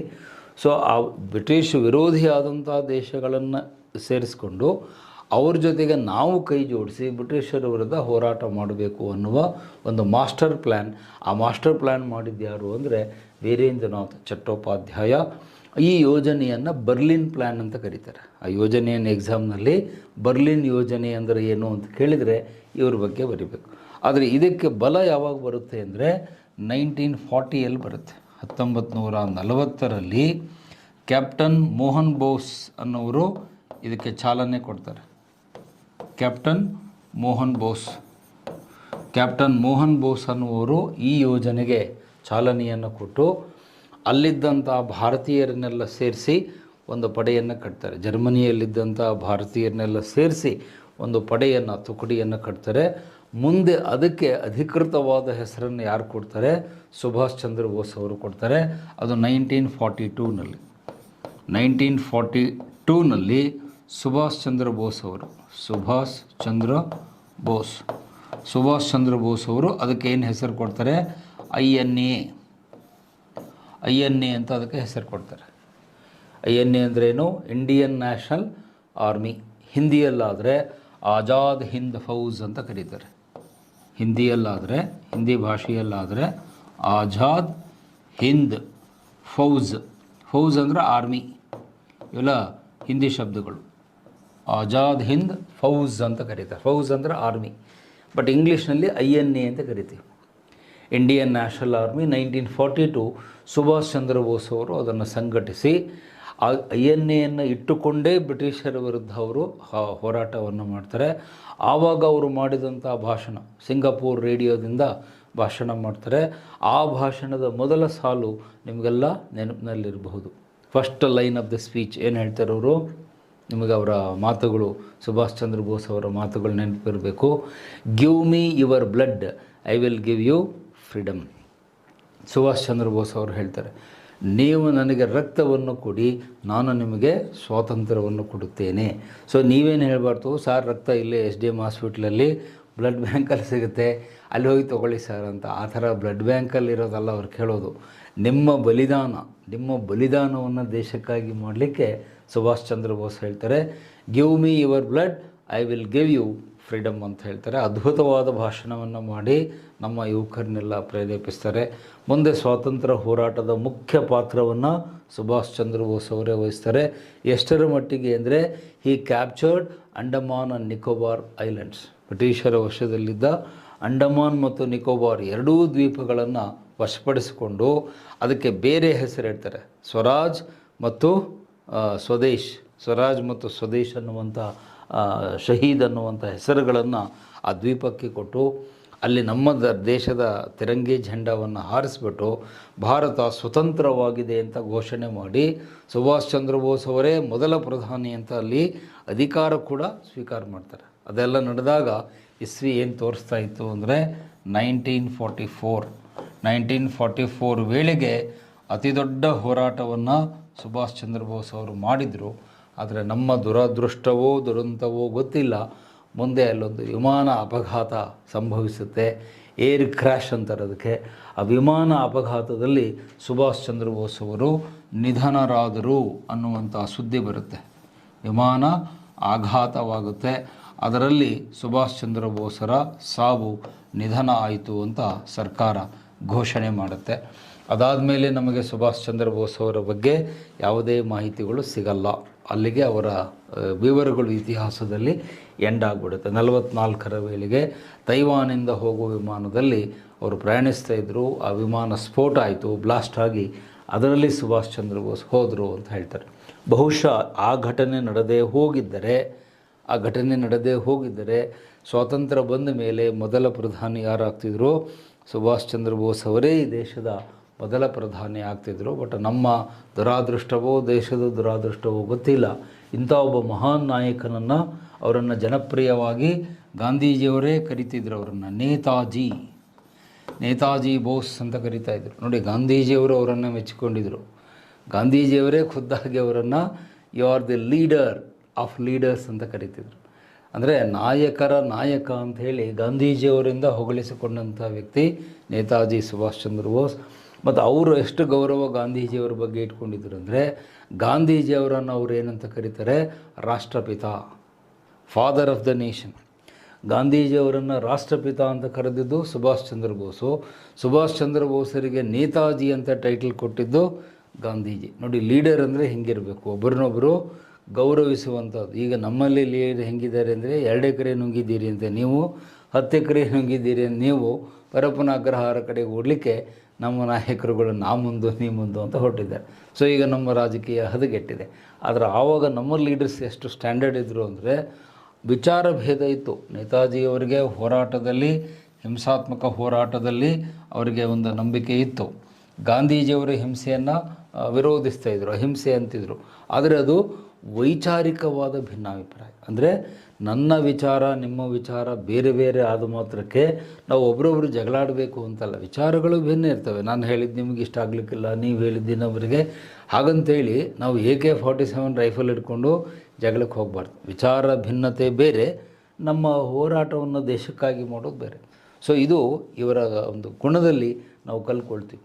ಸೊ ಹಾಗಾಗಿ ಆ ಕ್ರಾಂತಿಕಾರಿಗಳ ಹೋರಾಟದಲ್ಲಿ ಎಂಡಲ್ಲಿ ಬರುವುದೇ ಸುಭಾಷ್ ಚಂದ್ರ ಬೋಸ್. ಆ ಕ್ರಾಂತಿಕಾರಿಗಳ ಹೋರಾಟ ಲಾಸ್ಟ್ 44ವರೆಗೂ ಬರುತ್ತೆ. ಅದರ ನೇತೃತ್ವವನ್ನು ಸುಭಾಷ್ ಚಂದ್ರ ಬೋಸ್ ಅವರು ತಮ್ಮ INA ಮೂಲಕ, ಇಂಡಿಯನ್ ನ್ಯಾಷನಲ್ ಆರ್ಮಿ ಮೂಲಕ ಬ್ರಿಟಿಷರ ವಿರುದ್ಧ ಹೋರಾಟ ಮಾಡ್ತಾರೆ. ಮತ್ತು ಅಲ್ಲಿ ಕೊನೆಯ ಪಾಯಿಂಟ್ ಹೇಳಿ ಮುಂದಿನ ವಿಷಯಕ್ಕೆ ಹೋಗ್ತೇನೆ. ಖುದ್ದಾಗಿ ಅಂಬೇಡ್ಕರ್ ಅವರು ಹೇಳ್ತಾರೆ, ತಮ್ಮ ಪುಸ್ತಕದಲ್ಲಿ ಬರೀತಾರೆ, ಬಾಬಾ ಸಾಹೇಬ್ ಅಂಬೇಡ್ಕರ್ ಅವರು ಸ್ವಾತಂತ್ರ್ಯ ಬಂದಿದ್ದು ಕೇವಲ ಗಾಂಧೀಜಿಯವರ ಉಪವಾಸದಿಂದಲ್ಲ, ನೇತಾಜಿ ಸುಭಾಷ್ ಚಂದ್ರ ಬೋಸ್ ಅವರ ಸಂಘಟಿತ ಹೋರಾಟದಿಂದ ಅಂತ ಹೇಳ್ತಾರೆ. ಅಂಬೇಡ್ಕರ್ ಅವರು ಹೇಳ್ತಾರೆ. ಅಂದರೆ ಬರೀ ಗಾಂಧೀಜಿಯವರ ಸತ್ಯಾಗ್ರಹ ಹೋರಾಟ ಅದು ಒಂದರಿಂದನೇ ನಮಗೆ ಸ್ವಾತಂತ್ರ್ಯ ಬರಲಿಲ್ಲ. ಸುಭಾಷ್ ಚಂದ್ರ ಬೋಸ್ ಅವರು ಕೂಡ ಬಹಳ ದೊಡ್ಡ ಪ್ರೆಷರನ್ನು, ಒತ್ತಡವನ್ನು ಬ್ರಿಟಿಷರ ಮೇಲೆ ಹಾಕಿ ಸಶಸ್ತ್ರವಾದ ಹೋರಾಟ, ಆರ್ಮ್ಡ್ ಫೈಟ್ ಅಂತೀವಿ ಅದಕ್ಕೆ ಇಂಗ್ಲೀಷ್ನಲ್ಲಿ, ಸಶಸ್ತ್ರ ಹೋರಾಟವನ್ನು ಅವರು ಮಾಡಿದ್ದರಿಂದ ಸುಭಾಷ್ ಚಂದ್ರ ಬೋಸ್ ಅವರಿಗೆ ಹೆದರಿಕೊಂಡು ಬ್ರಿಟಿಷ್ ಸರ್ಕಾರ ನಮಗೆ ಸ್ವಾತಂತ್ರ್ಯ ಕೊಡುತ್ತೆ. ಬಹುಶಃ ಅವರು ಇನ್ನೊಂದು 2 ವರ್ಷ ಬದುಕಿದರೆ ನಮ್ಮ ಇತಿಹಾಸ ಚರಿತ್ರೆಯೇ ಚೇಂಜ್ ಆಗ್ತಿತ್ತು. ಆದರೆ ನಮ್ಮ ಬ್ಯಾಡ್ ಲಕ್, ನಾವು ಅವರನ್ನು ವಿಮಾನ ಅಪಘಾತದಲ್ಲಿ ಕಳೆದುಕೊಂಡ್ವಿ ಅಂತ. ಸೊ ಹೀಗೆ ಈ ಎಲ್ಲ ಘಟನೆಗಳು ಮತ್ತು ನಾಯಕರನ್ನು ಯಾಕೆ ನಿಮಗೆ ಹೇಳಿದೆ ಅಂದರೆ, ಈಗ ಅದನ್ನು ಕನ್ಕ್ಲೂಡ್ ಮಾಡ್ತೇನೆ. ಭಾರತದ ಹೊರಗಡೆಯೂ ಕೂಡ ನಮ್ಮ ಹೋರಾಟ ಇತ್ತು ಅನ್ನೋದು ನೀವು ನೆನ್ಪಿಟ್ಕೋಬೇಕು.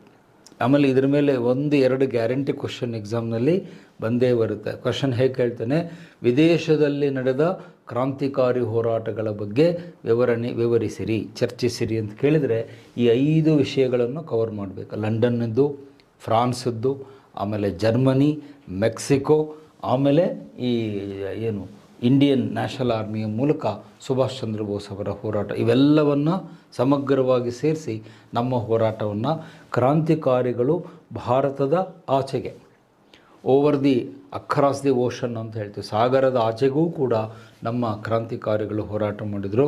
ಹಾಗಾಗಿ ನಮ್ಮ ಹೋರಾಟ ಕೇವಲ ಭಾರತದ ನೆಲಕ್ಕೆ ಅಷ್ಟೇ ಸೀಮಿತವಾಗಿರಲಿಲ್ಲ.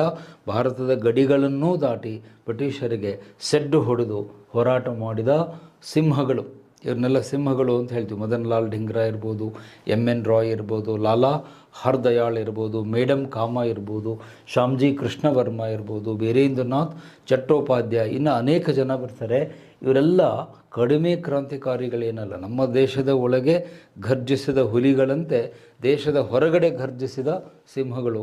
ಸೊ ಇವರನ್ನು ಕೂಡ ನಾವು ನೆನಪಿಟ್ಕೋಬೇಕು. ಮತ್ತು ನಮ್ಮ ದೇಶದ ಸ್ವಾತಂತ್ರ್ಯಕ್ಕೆ ಇವರ ಕೊಡುಗೆ ಬಹಳ ಅಮೂಲ್ಯವಾಗಿದೆ, ಅದರಲ್ಲಿ 2ನೇ ಮಾತೇ ಇಲ್ಲ. ಅಮೂಲ್ಯವಾದ ಒಂದು ಕೊಡುಗೆಯನ್ನು ನಮ್ಮ ಫ್ರೀಡಮ್ ಮೂಮೆಂಟಿಗೆ ಈ ಎಲ್ಲ ಧೀಮಂತ ನಾಯಕರು ಕೊಟ್ಟಿದ್ದಾರೆ. ಹಾಗಾಗಿ ಅವರನ್ನು ನಾವು ನೆನಪಿಸ್ಕೊಳ್ಬೇಕು ಮತ್ತು ಅವ್ರಿಗೊಂದು ಶತಕೋಟಿ ಧನ್ಯವಾದಗಳನ್ನು ಇಲ್ಲಿ ಅರ್ಪಿಸಬೇಕು. ಸೊ ಇದರೊಂದಿಗೆ ನಾನು ಆ ಒಂದು ಕ್ರಾಂತಿಕಾರಿಗಳ 2ನೇ ಹಂತದ ಚರ್ಚೆಯನ್ನು ಮುಕ್ತಾಯಗೊಳಿಸಿ, ಸೊ ಈಗ ಪೂರ್ತಿ ಹೊಸದಾದಂಥ ವಿಷಯಕ್ಕೆ ನಾನು ಹೊರಡಬೇಕು. ಎಸ್, ಈಗ ನಿಮ್ಮ ಸ್ಕ್ರೀನ್ ಮೇಲೆ ಕಾಣ್ತಾ ಇದೆ. ಈಗ ನಾವು ನಮ್ಮ ಚರ್ಚೆಯ ಕೊನೆಯ ಹಂತಕ್ಕೆ ಬರ್ತಾಯಿದ್ದೀವಿ. ಸ್ವಾತಂತ್ರ್ಯ ಹೋರಾಟದ ಲಾಸ್ಟ್ ಹಂತಕ್ಕೆ ಬರ್ತಾಯಿದ್ದೀವಿ. ಅದನ್ನು ಗಾಂಧೀಜಿ ಯುಗ ಅಂತ ಕರಿತೀವಿ. ಫಸ್ಟು ಮಾಡರೇಟ್ಸ್ ಬಗ್ಗೆ ತಿಳ್ಕೊಂಡ್ರಿ, ಆಮೇಲೆ ಈಗ ತಾನೇ ಕ್ರಾಂತಿಕಾರಿಗಳ ಚರ್ಚೆಯನ್ನು ಮುಗಿಸಿದೆ. ಈಗ ಕೊನೆಯದಾಗಿ ಅಂತಿಮವಾಗಿ ಬರುವಂಥದ್ದು ಯಾವುದು ಅಂದರೆ ಗಾಂಧೀಜಿಯವರ ಯುಗ. ಎರಾ ಅಂದರೆ ಯುಗ, ಅಲ್ಲಿ ಇಂಗ್ಲೀಷಲ್ಲಿ ಬರೆದಿದ್ದೀನಿ, ಇಂಗ್ಲೀಷ್ ಮೀಡಿಯಂ ಹುಡುಗರಿಗೆ ಅನುಕೂಲ ಆಗಲಿ ಅಂತ. ಕನ್ನಡದಲ್ಲಿ ಯುಗ ಅಂತ ಹೇಳ್ತೀವಿ. ಗಾಂಧೀಜಿ ಯುಗ 1917ರಿಂದ 47ರವರೆಗೆ, ಅಂದರೆ ಎಷ್ಟು ವರ್ಷ? 30 ಇಯರ್ಸ್. ಗಾಂಧೀಜಿಯವರು ನಮ್ಮ ಸ್ವಾತಂತ್ರ್ಯ ಹೋರಾಟಕ್ಕೆ ಗೈಡೆನ್ಸನ್ನು, ಮಾರ್ಗದರ್ಶನವನ್ನು ಕೊಟ್ಟಿದ್ದು 30 ವರ್ಷ, 1917ರಿಂದ 47ರವರೆಗೆ. ಈ 30 ವರ್ಷದಲ್ಲಿ ಏನೆಲ್ಲ ಘಟನೆಗಳು ಆಯಿತು ಅನ್ನೋದು ಈಗ ಅವನ್ನ ಒಂದೊಂದೇ ಸೀರಿಯಲ್ಲಾಗಿ ಹೇಳ್ತಾ ಹೋಗ್ತೀನಿ. ಅದರಲ್ಲಿ ಈ ಸೀಕ್ವೆನ್ಸಲ್ಲಿ ಫಸ್ಟ್ ಬರುವಂಥದ್ದು ಚಂಪಾರಣ್ಯ ಸತ್ಯಾಗ್ರಹ, ಅದು ಬಿಹಾರದಲ್ಲಿ ನಡೆಯುತ್ತೆ. ಖೇಡಾ ಸತ್ಯಾಗ್ರಹ ಗುಜರಾತಲ್ಲಿ ನಡೆಯುತ್ತೆ. ಅಹಮದಾಬಾದ್, ಅದು ಗುಜರಾತಲ್ಲಿ ನಡೆಯುತ್ತೆ. ಖಿಲಾಫತ್ ಮೂಮೆಂಟ್ ಟರ್ಕಿಯಲ್ಲಿ ಸ್ಟಾರ್ಟ್ ಆಗಿ ನಮ್ಮ ದೇಶದಲ್ಲೂ ಕೂಡ ಅದು ಕಾಲಿಡುತ್ತೆ. ಆಮೇಲೆ ಅಸಹಕಾರ ಚಳುವಳಿ, ನಾನ್ ಕೋಪರೇಷನ್ ಮೂಮೆಂಟು ಬರುತ್ತೆ. ಸೊ ಇವುಗಳನ್ನು ಒಂದೊಂದಾಗಿ ತಿಳಿದುಕೊಳ್ಳುವುದಕ್ಕಿಂತ ಮೊದಲು ಒಂದು ಫ್ರೀ ಪೇಜ್ ಕೊಡು ಅವರ ಬರೆಯೋಕ್ಕೆ. ಸೊ ಈಗ ಗಾಂಧೀಜಿಯವರ ಬಗ್ಗೆ ಒಂದಷ್ಟು ಪೂರ್ವಭಾವಿ ಮಾತುಗಳನ್ನು ನೀವು ತಿಳ್ಕೊಳ್ಬೇಕು. ಅವರ ಪೂರ್ತಿ ಹೆಸರು ಏನು ಅಂತ ಮೊದಲು ನಮ್ಮ ವಿದ್ಯಾರ್ಥಿಗಳು ತಿಳ್ಕೊಳ್ಬೇಕು. ಸೊ ಬಹಳಷ್ಟು ವಿದ್ಯಾರ್ಥಿಗಳಿಗೆ ಅವರ ಪೂರ್ತಿ ಹೆಸರು ಏನು ಅಂತಲೇ ಗೊತ್ತಿರಲ್ಲ. ಎಲ್ಲರೂ ಬರೀ ಗಾಂಧಿ ಗಾಂಧಿ ಅಂತ ಅಷ್ಟೇ ಹೇಳ್ತಿರ್ತಾರೆ. ಅವ್ರ ಪೂರ್ತಿ ಹೆಸರು ಏನಪ್ಪ ಅಂದರೆ ಗೊತ್ತಿಲ್ಲ ಬಿಡ್ರಿ, ಪಾಟೀಲ್ ಸರ್ ಕೇಳ್ರಿ ಅಂತ ಮತ್ತು ನನ್ನೇ ಅಡ್ರೆಸ್ ಕೊಡಿಬಿಡ್ರಿ. ಸೊ ನೀವೇ ಮುಂದೆ ನೀವು ಆಫೀಸರ್ ಆಗೋರು, KS ಅಧಿಕಾರಿಗಳಾಗ್ತೀರಿ. ಮೋಹನ್ ದಾಸ್ ಕರಮ್ಚಂದ್ ಗಾಂಧಿ, ಅವ್ರ ಹೆಸರು ಪೂರ್ತಿಯಾಗಿ ಬರ್ಕೊಳ್ಳಿ. ಮೋಹನ್ ದಾಸ್ ಕರಮ್ಚಂದ್ ಗಾಂಧಿ, ಇದು ಅವರ ಪೂರ್ತಿ ಹೆಸರು. ಸೊ ಫಸ್ಟ್ ಅವರ ಹೆಸರನ್ನು ನೀವು ಮೊದಲು ಕರೆಕ್ಟಾಗಿ ತಿಳ್ಕೊಂಡಿರಬೇಕು. ಗಾಂಧೀಜಿಯವರ ಹೆಸರು ಹೇಳ್ರಿ ಅಂದರೆ ನಮಗೆ ಗೊತ್ತಿಲ್ಲ ಅನ್ನಬಾರ್ದು. Mohandas Karamchand Gandhiji, it is a full name. So ಅವರು ಜನಿಸಿದ್ದು 1869. ಅವರ ಹತ್ಯೆ ಕೊಲೆಯಾಗಿದ್ದು 1948, 1948. ಸೊ 1869ನಿಂದ 1948 ಅವರ ಒಟ್ಟು ಅವಧಿ. ಸೊ ಅವರು ಜನಿಸಿದ್ದು ಗುಜರಾತಿನ ಪೋರ್ಬಂದರ್, ಗುಜರಾತಿನ ಪೋರ್ಬಂದರ್ ಅನ್ನುವ ಸ್ಥಳದಲ್ಲಿ ಅಕ್ಟೋಬರ್ 2ಕ್ಕೆ ಅವರ ಜನನ ಆಗುತ್ತೆ. ಅಕ್ಟೋಬರ್ 2ರಂದು ಪೋರ್ಬಂದರ್ನಲ್ಲಿ ಜನಿಸಿದರು. ಆ ಪ್ಲೇಸನ್ನು ನೆನ್ಪಿಟ್ಕೊಳ್ಳಿ, ಗುಜರಾತ್ನಲ್ಲಿ ಬರುತ್ತೆ. ಪೋರ್ಬಂದರಲ್ಲಿ ಅವರ ಜನನ ಆಗುತ್ತೆ. ಒಂದು ಸಾಂಪ್ರದಾಯಿಕ ಕುಟುಂಬದಲ್ಲಿ ಜನಿಸ್ತಾರೆ. ತಾಯಿ ಪುತಲಿಬಾಯಿ, ಗಾಂಧೀಜಿಯವರ ತಾಯಿ ಪುತಲಿಬಾಯಿ, ಗಾಂಧೀಜಿಯವರ ತಾಯಿ ಪುತಲಿಬಾಯಿ. ತಂದೆ ಮೋಹನ್ ಕರಮ್ಚಂದ್, ತಂದೆ ಕರಮ್ಚಂದ್, ತಾಯಿ ಪುತಲಿಬಾಯಿ ಅಂತ. ಸೊ ಇವರ ಆರಂಭಿಕ ಶಿಕ್ಷಣ ಅವರ ಊರಲ್ಲೇನೆ ಪೋರ್ಬಂದರದಲ್ಲಾಗುತ್ತೆ. ಅದಾದಮೇಲೆ ಕಾಲೇಜು ಶಿಕ್ಷಣಕ್ಕಾಗಿ ಅವ್ರೇನು ಮಾಡ್ತಾರೆ, ರಾಜ್ಕೋಟಿಗೆ ಹೋಗ್ತಾರೆ. ರಾಜ್ಕೋಟಲ್ಲಿ ಕಾಲೇಜ್ ಶಿಕ್ಷಣ ಆಗುತ್ತೆ. ಮುಂದೆ ಬ್ಯಾರಿಸ್ಟರ್ ಪದವಿ ಶಿಕ್ಷಣಕ್ಕಾಗಿ ಏನು ಮಾಡ್ತಾರೆ, ಲಂಡನ್ನಿಗೆ ಹೋಗ್ತಾರೆ. ಬ್ಯಾರಿಸ್ಟರ್ ಪದವಿಯನ್ನು ಮಾಡಿಕೊಳ್ಳುವುದಕ್ಕೆ ಲಂಡನ್ನಿಗೆ ಹೋಗಿ ಅಲ್ಲಿ ಬ್ಯಾರಿಸ್ಟರ್ ಪದವಿಯನ್ನು ಪಡೆದುಕೊಳ್ತಾರೆ. ಪಡೆದುಕೊಂಡ ನಂತರ ಭಾರತಕ್ಕೆ ಬರ್ತಾರೆ. ವಾಪಸ್ ಲಂಡನ್ನಿಂದ ಭಾರತಕ್ಕೆ ಬಂದು ಸ್ವಲ್ಪ ಕಾಲ ಲಾಯರ್ ಆಗಿ ವಕೀಲಿಕೆ ವೃತ್ತಿಯನ್ನು ಪ್ರಾಕ್ಟೀಸ್ ಮಾಡ್ತಾರೆ. ಅಂದರೆ ಪ್ರಾಕ್ಟೀಸಿಂಗ್ ಲಾ ಅಂತ ಹೇಳ್ತೀವಿ. ವಕೀಲಿ ವೃತ್ತಿಯನ್ನು ಪ್ರಾಕ್ಟೀಸ್ ಮಾಡಬೇಕಾದಾಗ ಅವರಿಗೆ ಒಂದು ಕೇಸ್ ಬರುತ್ತೆ. ಅಹಮದ್ ಅನ್ನುವಂಥ ಒಬ್ಬ ವ್ಯಾಪಾರಿ, ಗುಜರಾತಿನ ವ್ಯಾಪಾರಿ, ಅವನದೊಂದು ಸಿವಿಲ್ ಕೇಸ್, ಸಿವಿಲ್ ಸೂಟ್ ಇರುತ್ತೆ. ಎಲ್ಲಿ? ದಕ್ಷಿಣ ಆಫ್ರಿಕಾದಲ್ಲಿ. ಅವನೇನೋ ಒಂದು ವ್ಯಾಪಾರ ಮಾಡ್ತಿರ್ತಾನೆ ದಕ್ಷಿಣ ಆಫ್ರಿಕಾದಲ್ಲಿ. ತನ್ನ ಒಂದು ಕೇಸನ್ನು ಫೈಟ್ ಮಾಡಲಿಕ್ಕೆ ನೀವು ದಕ್ಷಿಣ ಆಫ್ರಿಕಾಕ್ಕೆ ಹೋಗ್ತೀರಾ ಅಂತ ಕೇಳಿದಾಗ ಗಾಂಧೀಜಿಯವರು ಒಪ್ಕೊಳ್ತಾರೆ. ನಾನು ಒಬ್ಬ ಲಾಯರ್ ಆಗಿ ಆಯಿತು ನಿನ್ನ ಕೇಸನ್ನು ನಾನು ವಾದಿಸ್ತೇನೆ ಅಂತ. ಆದರೆ ಅವ್ರು ಇಟ್ಟಂಥ ಕಂಡೀಷನ್ ಕೇಳಿದರೆ ನಿಮಗೆ ಆಶ್ಚರ್ಯ ಆಗುತ್ತೆ ಎಲ್ರಿಗೂ. ಅವ್ರ ಕೇಸ್ ತಗೊಳ್ಳೋಕೆ ಮುಂಚೆ ಗಾಂಧೀಜಿಯವರು ಒಂದು ಮಾತು ಹೇಳ್ತಾರೆ, ನಿನ್ನ ವ್ಯವಹಾರಗಳು ಅಲ್ಲೆಲ್ಲ ಸಕ್ರಮವಾಗಿ ಕರೆಕ್ಟಾಗಿದ್ದರೆ ನಾನು ನಿನ್ನ ಪರವಾಗಿ ವಾದ ಮಾಡ್ತೀನಿ. ನಿನ್ನಿಂದನೇ ಏನಾದರೂ ಅಲ್ಲಿ ತಪ್ಪಾಗಿದ್ದು, ಅಲ್ಲಿಯ ಕಾನೂನು ಉಲ್ಲಂಘನೆ ಆಗಿದ್ದರೆ ನಿನ್ನ ವಿರುದ್ಧನೇ ಕೇಸ್ ಹಾಕ್ತೀನಿ ಅಂತ ಹೇಳ್ತಾರೆ. ನೋಡಿ, ಇಂಥ ಲಾಯರ್ಗಳು ಇವತ್ತಿನವರೆಗೂ ನಾನಂತೂ ನನ್ನ 57 ವರ್ಷಗಳ ಸರ್ವೀಸಲ್ಲಿ ನೋಡಿಲ್ಲ. ಅಂದರೆ ಒಬ್ಬ ಲಾಯರ್ ಎಷ್ಟು ಆನೆಸ್ಟ್ ಆಗಿರಬೇಕು ಅನ್ನೋದು ಗಾಂಧೀಜಿಯವರನ್ನು ನೋಡಿ ಕಲಿಬೇಕು. ಅವ್ರು ಹೇಳ್ತಾರೆ, ನಿನ್ನ ಕೇಸ್ ಕರೆಕ್ಟ್ ಇದ್ರಷ್ಟೇ ನಾನು ವಾದ ಮಾಡ್ತೀನಿ, ನೀನೇ ತಪ್ಪು ಮಾಡಿದರೆ ನಿನ್ನ ವಿರುದ್ಧನೇ ಕೇಸ್ ಸೂಟ್ ಮಾಡ್ತೀನಿ ಅಂತ ಹೇಳಿದ ಮೊದಲು ಈ ದೇಶದ ಲಾಯರು ಮೋಹನ್ ದಾಸ್ ಕರಮ್ಚಂದ್ ಗಾಂಧಿ. ಸೊ ಹಾಗಾಗಿ ಆ ಕೇಸ್ ತೆಗೆದುಕೊಂಡು ಸೌತ್ ಆಫ್ರಿಕಾಕ್ಕೆ ಹೋಗ್ತಾರೆ. ಆವಾಗ ಕ್ಯಾಲೆಂಡರ್ ಏನು ತೋರಿಸುತ್ತೆ, 1893 ಸೌತ್ ಆಫ್ರಿಕಾಗೆ ಹೋಗ್ತಾರೆ. ಸೌತ್ ಆಫ್ರಿಕಾಕ್ಕೆ ಅವರು ಹೋಗಿದ್ದು ಈ ವರ್ಷ, ಒಂದು ಇದನ್ನು ನೆನ್ಪಿಟ್ಕೊಳ್ಳಿ, ಇಸ್ವಿಯನ್ನು 1893 ಸೌತ್ ಆಫ್ರಿಕಾಗೆ ಹೋಗ್ತಾರೆ. ಅಲ್ಲಿ ಸ್ವಲ್ಪ ಹೆಚ್ಚು ಕಡಿಮೆ 15 ವರ್ಷಗಳ ಕಾಲ ದಕ್ಷಿಣ ಆಫ್ರಿಕಾದಲ್ಲಿರ್ತಾರೆ. ಆ ದಕ್ಷಿಣ ಆಫ್ರಿಕಾದಲ್ಲಿ ಇದ್ದಾಗ ಒಬ್ಬ ವ್ಯಕ್ತಿ ಇವರ ಮೇಲೆ ಪ್ರಭಾವ ಬೀರ್ತಾನೆ. ಅದನ್ನು ನಿಮ್ಮ ಎಕ್ಸಾಮ್ನಲ್ಲಿ ಕೇಳ್ತಾರೆ. ಆ ಪ್ರಭಾವ ಬೀರಿದ ವ್ಯಕ್ತಿ ಯಾರು ಅಂದರೆ ಜಾನ್ ರಸ್ಕಿನ್ ಅನ್ನುವಂಥ ವ್ಯಕ್ತಿ ಗಾಂಧೀಜಿಯವರ ಮೇಲೆ ಪ್ರಭಾವ ಬೀರ್ತಾನೆ. ಕಾರಣ ಇಷ್ಟೇ, ಅವನು ಬರೆದಂಥ ಪುಸ್ತಕ ಓದಿದ ಮೇಲೆ ಗಾಂಧೀಜಿಯವರ ಮನಸ್ಸು ಬದಲಾಗುತ್ತೆ. ನೋಡಿ, ಗಾಂಧೀಜಿಯವರಿಗೂ ನಮಗೂ ಇರೋ ವ್ಯತ್ಯಾಸ ಇಷ್ಟೇ. ನಾವು ಪುಸ್ತಕ ಓದ್ತೀವಿ, ಅವರು ಪುಸ್ತಕ ಓದ್ತಾರೆ. ನಾವು ಪುಸ್ತಕ ಓದಿದ ಮೇಲೆ ಅದನ್ನು ಗುಜರಿ ಅಂಗಡಿಗೆ ಹಾಕ್ತೀವಿ, ತೂಕಕ್ಕೆ ಹಾಕಿ 2 ರೂಪಾಯಿ kg 3 ರೂಪಾಯಿ kg ಅಂತ. ಆದರೆ ಗಾಂಧೀಜಿಯವರು ಓದಿದ ಈ ಪುಸ್ತಕ ಅನ್ ಟು ದ ಲಾಸ್ಟ್ ಅಂತ ಅದರ ಟೈಟ್ಲು, ಜಾನ್ ರಸ್ಕಿನ್ ಅವರು ಬರೆದಿದ್ದು. ಅದನ್ನು ಓದಿ ಅವರ ಮನಸ್ಸೇ ಪರಿವರ್ತನೆ ಆಗುತ್ತೆ. It changed the personality of the Mahatma, it moulded the personality of Mahatma ಅಂತ ಬಿಪಿನ್ ಚಂದ್ರ ಹೇಳ್ತಾರೆ. ಆ ಪುಸ್ತಕ ಓದಿದ ಮೇಲೆ ಅವರ ಜೀವನದಲ್ಲಿ ಬಹಳ ದೊಡ್ಡ ಬದಲಾವಣೆ ಆಗ್ತದೆ. ಮತ್ತು ಸ್ವತಃ ಗಾಂಧೀಜಿಯವರು ಹೇಳ್ತಾರೆ, this single book changed my entire life ಅಂತ ಹೇಳ್ತಾರೆ ಅವ್ರ ಮುಂದೆ. ಈ ಒಂದು ಪುಸ್ತಕ ನನ್ನ ಬದುಕಿನ ದಾರಿಯನ್ನೇ ಬದಲಾಯಿಸಿಬಿಡ್ತು ಅಂತ ಹೇಳ್ತಾರೆ. ಮತ್ತು ಈ ಜಾನ್ ರಸ್ಕಿನ್ ಅವರು ಒಂದು ಆಶ್ರಮ ಕೂಡ ಕಟ್ಟಿರ್ತಾರೆ. ಅದರ ಹೆಸರು ಟಾಲ್ಸ್ಟಾಯ್ ಆಶ್ರಮ ಅಂತ, ಟಾಲ್ಸ್ಟಾಯ್ ಫಾರ್ಮ್ ಅಂತ ಕರೀತಾರೆ. ನಮ್ಮ ಭಾರತೀಯ ಭಾಷೆಯಲ್ಲಿ ನಾವೇನು ಹೇಳ್ತೀವಿ, ಆಶ್ರಮ ಅಂತ ಕರಿತೀವಿ ಅಷ್ಟೇ. ಇಂಗ್ಲೀಷಲ್ಲಾದರೆ ಫಾರ್ಮ್ ಅಂತೀವಿ, ಟಾಲ್ಸ್ಟಾಯ್ ಫಾರ್ಮ್ ಅಂತೀವಿ. ಕನ್ನಡದಲ್ಲಿ ಆಶ್ರಮ ಅನ್ನೋ ಪದ ಬಳಕೆಯಾಗುತ್ತೆ. ಟಾಲ್ಸ್ಟಾಯ್ ಆಶ್ರಮವನ್ನು ಅವರು ಕಟ್ಟಿದ್ರು. ಅಲ್ಲಿ 5-6 ವರ್ಷಗಳ ಕಾಲ ಇದ್ದು ಅವರಿಂದ ಅನೇಕ ವಿಷಯಗಳನ್ನು ಕಲಿತುಕೊಂಡು ತಮ್ಮ ವ್ಯಕ್ತಿತ್ವವನ್ನು ತಿದ್ದುಕೊಳ್ತಾರೆ. ಇದನ್ನು ಗಾಂಧೀಜಿಯವರ ಪ್ರಯೋಗ ಶಾಲೆ ಅಂತ ಹೇಳ್ತೀವಿ. ಈ ಟಾಲ್ಸ್ಟಾಯ್ ಏನಿದೆಯಲ್ಲ ಆಶ್ರಮ, ಇದು ವ್ಯಕ್ತಿತ್ವ ನಿರ್ಮಾಣಕ್ಕೆ ಬಹಳ ಮುಖ್ಯವಾದ ಪಾತ್ರ ವಹಿಸುತ್ತೆ. ಗಾಂಧೀಜಿಯವರ ವ್ಯಕ್ತಿತ್ವ ನಿರ್ಮಾಣಗೊಂಡಿದ್ದೇ ಈ ಟಾಲ್ಸ್ಟಾಯ್ ಫಾರ್ಮ್ನಲ್ಲಿ ಅಂತ. ಅಲ್ಲಿಂದ ಮುಂದೆ ಸೌತ್ ಆಫ್ರಿಕಾದ ರಾಜಕೀಯದಲ್ಲಿ ಅವರು ಪ್ರವೇಶ ತೆಗೆದುಕೊಳ್ತಾರೆ. ಒಂದು ಪತ್ರಿಕೆ ಮತ್ತು ಒಂದು ಸಂಸ್ಥೆಯ ಒಂದು ಸಂಘವನ್ನು ಕಟ್ತಾರೆ. ಆ ಸಂಘದ ಹೆಸರೇನು, ಪತ್ರಿಕೆ ಹೆಸರೇನು ಅಂದರೆ ಇಂಡಿಯನ್ ಒಪಿನಿಯನ್ ಅಂತ. ಇಂಡಿಯನ್ ಒಪಿನಿಯನ್ ಅನ್ನುವಂಥ ಪತ್ರಿಕೆಯನ್ನು ಅವರು ಸೌತ್ ಆಫ್ರಿಕಾದಲ್ಲಿ ಸ್ಟಾರ್ಟ್ ಮಾಡ್ತಾರೆ. ಅವರು ಗಾಂಧೀಜಿಯವರು ಸ್ಟಾರ್ಟ್ ಮಾಡಿದ ಮೊದಲ ಪತ್ರಿಕೆ ಇಂಗ್ಲೀಷ್ನಲ್ಲಿ. ಮತ್ತೊಂದು ಸಂಸ್ಥೆಯನ್ನು ಕೂಡ ಕಟ್ತಾರೆ. ಆ ಸಂಸ್ಥೆ ಹೆಸರೇನು ಅಂದರೆ Natal Indian association. Natal Indian association ಅನ್ನುವ ಸಂಸ್ಥೆಯನ್ನು ಕಟ್ಟಿ ಅಲ್ಲಿರುವಂಥ ಭಾರತೀಯರನ್ನು ಸಂಘಟಿಸಿ ಅವರೇನು ಮಾಡ್ತಾರೆ, ಅಲ್ಲಿದ್ದಂಥ ಸರ್ಕಾರದ ವಿರುದ್ಧ ಹೋರಾಟ ಮಾಡಿ. ನಟಾಲ್ ಅನ್ನೋದು ಪ್ರಾಂತ್ಯದ ಹೆಸರು. ನಟಾಲ್ ಇಂಡಿಯನ್ ಅಸೋಸಿಯೇಷನ್ ಅಂತ ಕಟ್ಟಿ ಅವರು ಹೋರಾಟ ಮಾಡ್ತಾರೆ. ಮತ್ತು ಜೊತೆಗೆ ಅಲ್ಲಿದ್ದಂಥ ಜನಾಂಗ ತಾರತಮ್ಯದ ವಿರುದ್ಧ ಹೋರಾಟ ಮಾಡ್ತಾರೆ. ಫಾಟ್ ಅಗೇನ್ಸ್ಟ್ ರೇಸಿಸಮ್. ಅಲ್ಲೂ ಕೂಡ ಬ್ರಿಟಿಷರು ಜನಾಂಗ ತಾರತಮ್ಯವನ್ನು ಮಾಡ್ತಾಯಿದ್ರು. ಬಿಳಿಯರು ಕರಿಯರು ಅನ್ನುವಂಥ ನೀತಿಯನ್ನು ಅವರು ಫಾಲೋ ಮಾಡ್ತಿದ್ರು. ಜನಾಂಗ ಭೇದ ನೀತಿ ಅಂತ ಹೇಳ್ತಾರೆ.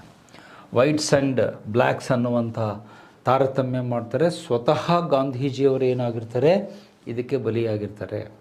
ಗಾಂಧೀಜಿಯವರೇ ಯಾಕೆ ಬಲಿಯಾಗಿದ್ದರು ಅನ್ನೋದಕ್ಕೆ ಒಂದು ಘಟನೆ ನೀವೆಲ್ಲ ಕೇಳಿದ್ದೀರಿ. ಅವರು ರೈಲ್ವೆ ಬೋಗಿಯಲ್ಲಿ ಹೋಗಬೇಕಾದಾಗ ಗಾಂಧೀಜಿಯವರನ್ನು ಆ ಬೋಗಿಯಿಂದ ಹೊರಗೆ ಕಳಿಸ್ಬಿಡ್ತಾರೆ, ಬೋಗಿಯಿಂದ ಹೊರಗೆ ತಳ್ಳಿಬಿಡ್ತಾರೆ. ಕಾರಣ ಏನು, that bogie was reserved only for white people. ಬಿಳಿಯ ಜನರಿಗೆ ಮಾತ್ರ ಸೀಮಿತವಾಗಿತ್ತು. ನೀವು ಕಪ್ಪು ವ್ಯಕ್ತಿಗಳು ಹೇಗೆ ಹತ್ತಿದ್ರಿ ಅಂತ ಹೇಳಿದಾಗ ಗಾಂಧೀಜಿಯವರು ಹೇಳ್ತಾರೆ, I have A valid ticket.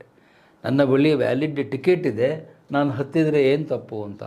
ಅದರ ಬ್ರಿಟಿಷ್ ಅಧಿಕಾರಿ ಹೇಳ್ತಾನೆ, ಅವರು ಗಾಂಧೀಜಿಯವರ ಹೆಸರು ಹೇಳಿ ಹೇಳ್ತಾರೆ, mister Mohan Das, your ticket is valid but not the colour of the skin ಅಂತ ಹೇಳ್ತಾರೆ. ನಿಮ್ಮ ಟಿಕೆಟ್ ವ್ಯಾಲಿಡ್ ಇರಬಹುದು, ಆದರೆ ನಿಮ್ಮ ಚರ್ಮದ ಬಣ್ಣ ವ್ಯಾಲಿಡ್ ಇಲ್ಲ. ನೀವು ಕರಿಯರು, ಕಪ್ಪು ಜನರು, ಹಾಗಾಗಿ ಈ ಬೋಗಿಯಲ್ಲಿ ಹತ್ತಬಾರ್ದು ಅಂತ ಟ್ರೈನಿಂದ ಗಾಂಧೀಜಿಯವರನ್ನು ಹೊರಗೆ ತಳ್ತಾರೆ. ಆವಾಗ ಗಾಂಧೀಜಿಯವರು ಡಿಸೈಡ್ ಮಾಡಿದ್ದು, ಈ ಜನಾಂಗ ಭೇದಿಯ ನೀತಿಯ ವಿರುದ್ಧ ನಾನು ಹೋರಾಟ ಮಾಡಲೇಬೇಕು. ಮತ್ತು ಗಾಂಧೀಜಿಯವರು ಮೊದಲ ಉಪವಾಸವನ್ನು ಕೈಗೊಂಡಿದ್ದು ಎಲ್ಲಿ ಅಂದರೆ ಸೌತ್ ಆಫ್ರಿಕಾದಲ್ಲಿ. ಆ ಪ್ಲೇಸ್ ನೆನಪಿಟ್ಕೊಳ್ಳಿ, ಡರ್ಬಾನ್. ಸೌತ್ ಆಫ್ರಿಕಾದ ಡರ್ಬಾನ್ನಲ್ಲಿ 1905ರಲ್ಲಿ ಮೊದಲ ಸತ್ಯಾಗ್ರಹ ಮಾಡ್ತಾರೆ. ಫಸ್ಟ್ ಸತ್ಯಾಗ್ರಹ. ಗಾಂಧೀಜಿಯವರು ಕೈಗೊಂಡಂಥ ಮೊದಲ ಸತ್ಯಾಗ್ರಹ ಎಲ್ಲಿ ಅಂತ ಹೇಳಿದರೆ ದಟ್ ಈಸ್ ಇನ್ ಡರ್ಬಾನ್, ಸೌತ್ ಆಫ್ರಿಕಾದ ಡರ್ಬಾನ್ ಪ್ರಾಂತದಲ್ಲಿ 1905ರಲ್ಲಿ ಮೊದಲ ಸತ್ಯಾಗ್ರಹವನ್ನು ಕೈಗೊಳ್ತಾರೆ. 2005ಕ್ಕೆ ನಾವು ಅದರ ಶತಮಾನೋತ್ಸವ ಆಚರಿಸಿದ್ವಿ. 2005ಗೆ 100 ಇಯರ್ಸ್ ಆಯಿತು ಅಂತ ಹೇಳಿ ಅದನ್ನು ಉದ್ಘಾಟನೆ ಮಾಡಲಿಕ್ಕೆ ನಮ್ಮ ಅಂದಿನ ಪ್ರಧಾನಮಂತ್ರಿ ಮನಮೋಹನ್ ಸಿಂಗ್ ಅವರು ದಕ್ಷಿಣ ಆಫ್ರಿಕಾಕ್ಕೆ ಹೋಗಿ ಗಾಂಧೀಜಿಯವರು ಕುಳಿತ ಜಾಗದಲ್ಲಿ ಇವರು ಕೂತ್ಕೊಂಡು 1 ತಾಸು ಸತ್ಯಾಗ್ರಹ ಮಾಡಿ ಎದ್ದು ಬಂದಿದ್ದು ನೀವೆಲ್ಲ ನೆನಪಿರಬೇಕು. ಅಂದರೆ ಆ ಒಂದು ನೆನಪಿಗಾಗಿ, ಗಾಂಧೀಜಿಯವರ ನೆನಪಿಗಾಗಿ ಅದನ್ನು ಮಾಡಿರುವಂಥದ್ದು. ಸೊ ಹಾಗಾಗಿ ಇವೆಲ್ಲ ಹೋರಾಟಗಳನ್ನು ದಕ್ಷಿಣ ಆಫ್ರಿಕಾದಲ್ಲೂ ಮಾಡಿ ಕೊನೆಗೆ ಭಾರತಕ್ಕೆ ಬರ್ತಾರೆ. ಭಾರತಕ್ಕೆ ಬಂದಿದ್ದು ಯಾವಾಗ? ಬ್ಯಾಕ್ ಟು ಇಂಡಿಯಾ ಅಂತ ಹೇಳ್ತಾರೆ. ಆಫ್ರಿಕಾದಿಂದ, ಸೌತ್ ಆಫ್ರಿಕಾದಿಂದ ಭಾರತಕ್ಕೆ ಬಂದಿದ್ದು ಯಾವುದು ಅಂತ ಆ ಡೇಟ್ ನೆನ್ಪಿಟ್ಕೋಬೇಕು. ಎಕ್ಸಾಮ್ನಲ್ಲಿ ನಿಮಗೆ ಡೇಟ್ ಕೇಳ್ತಾನೆ.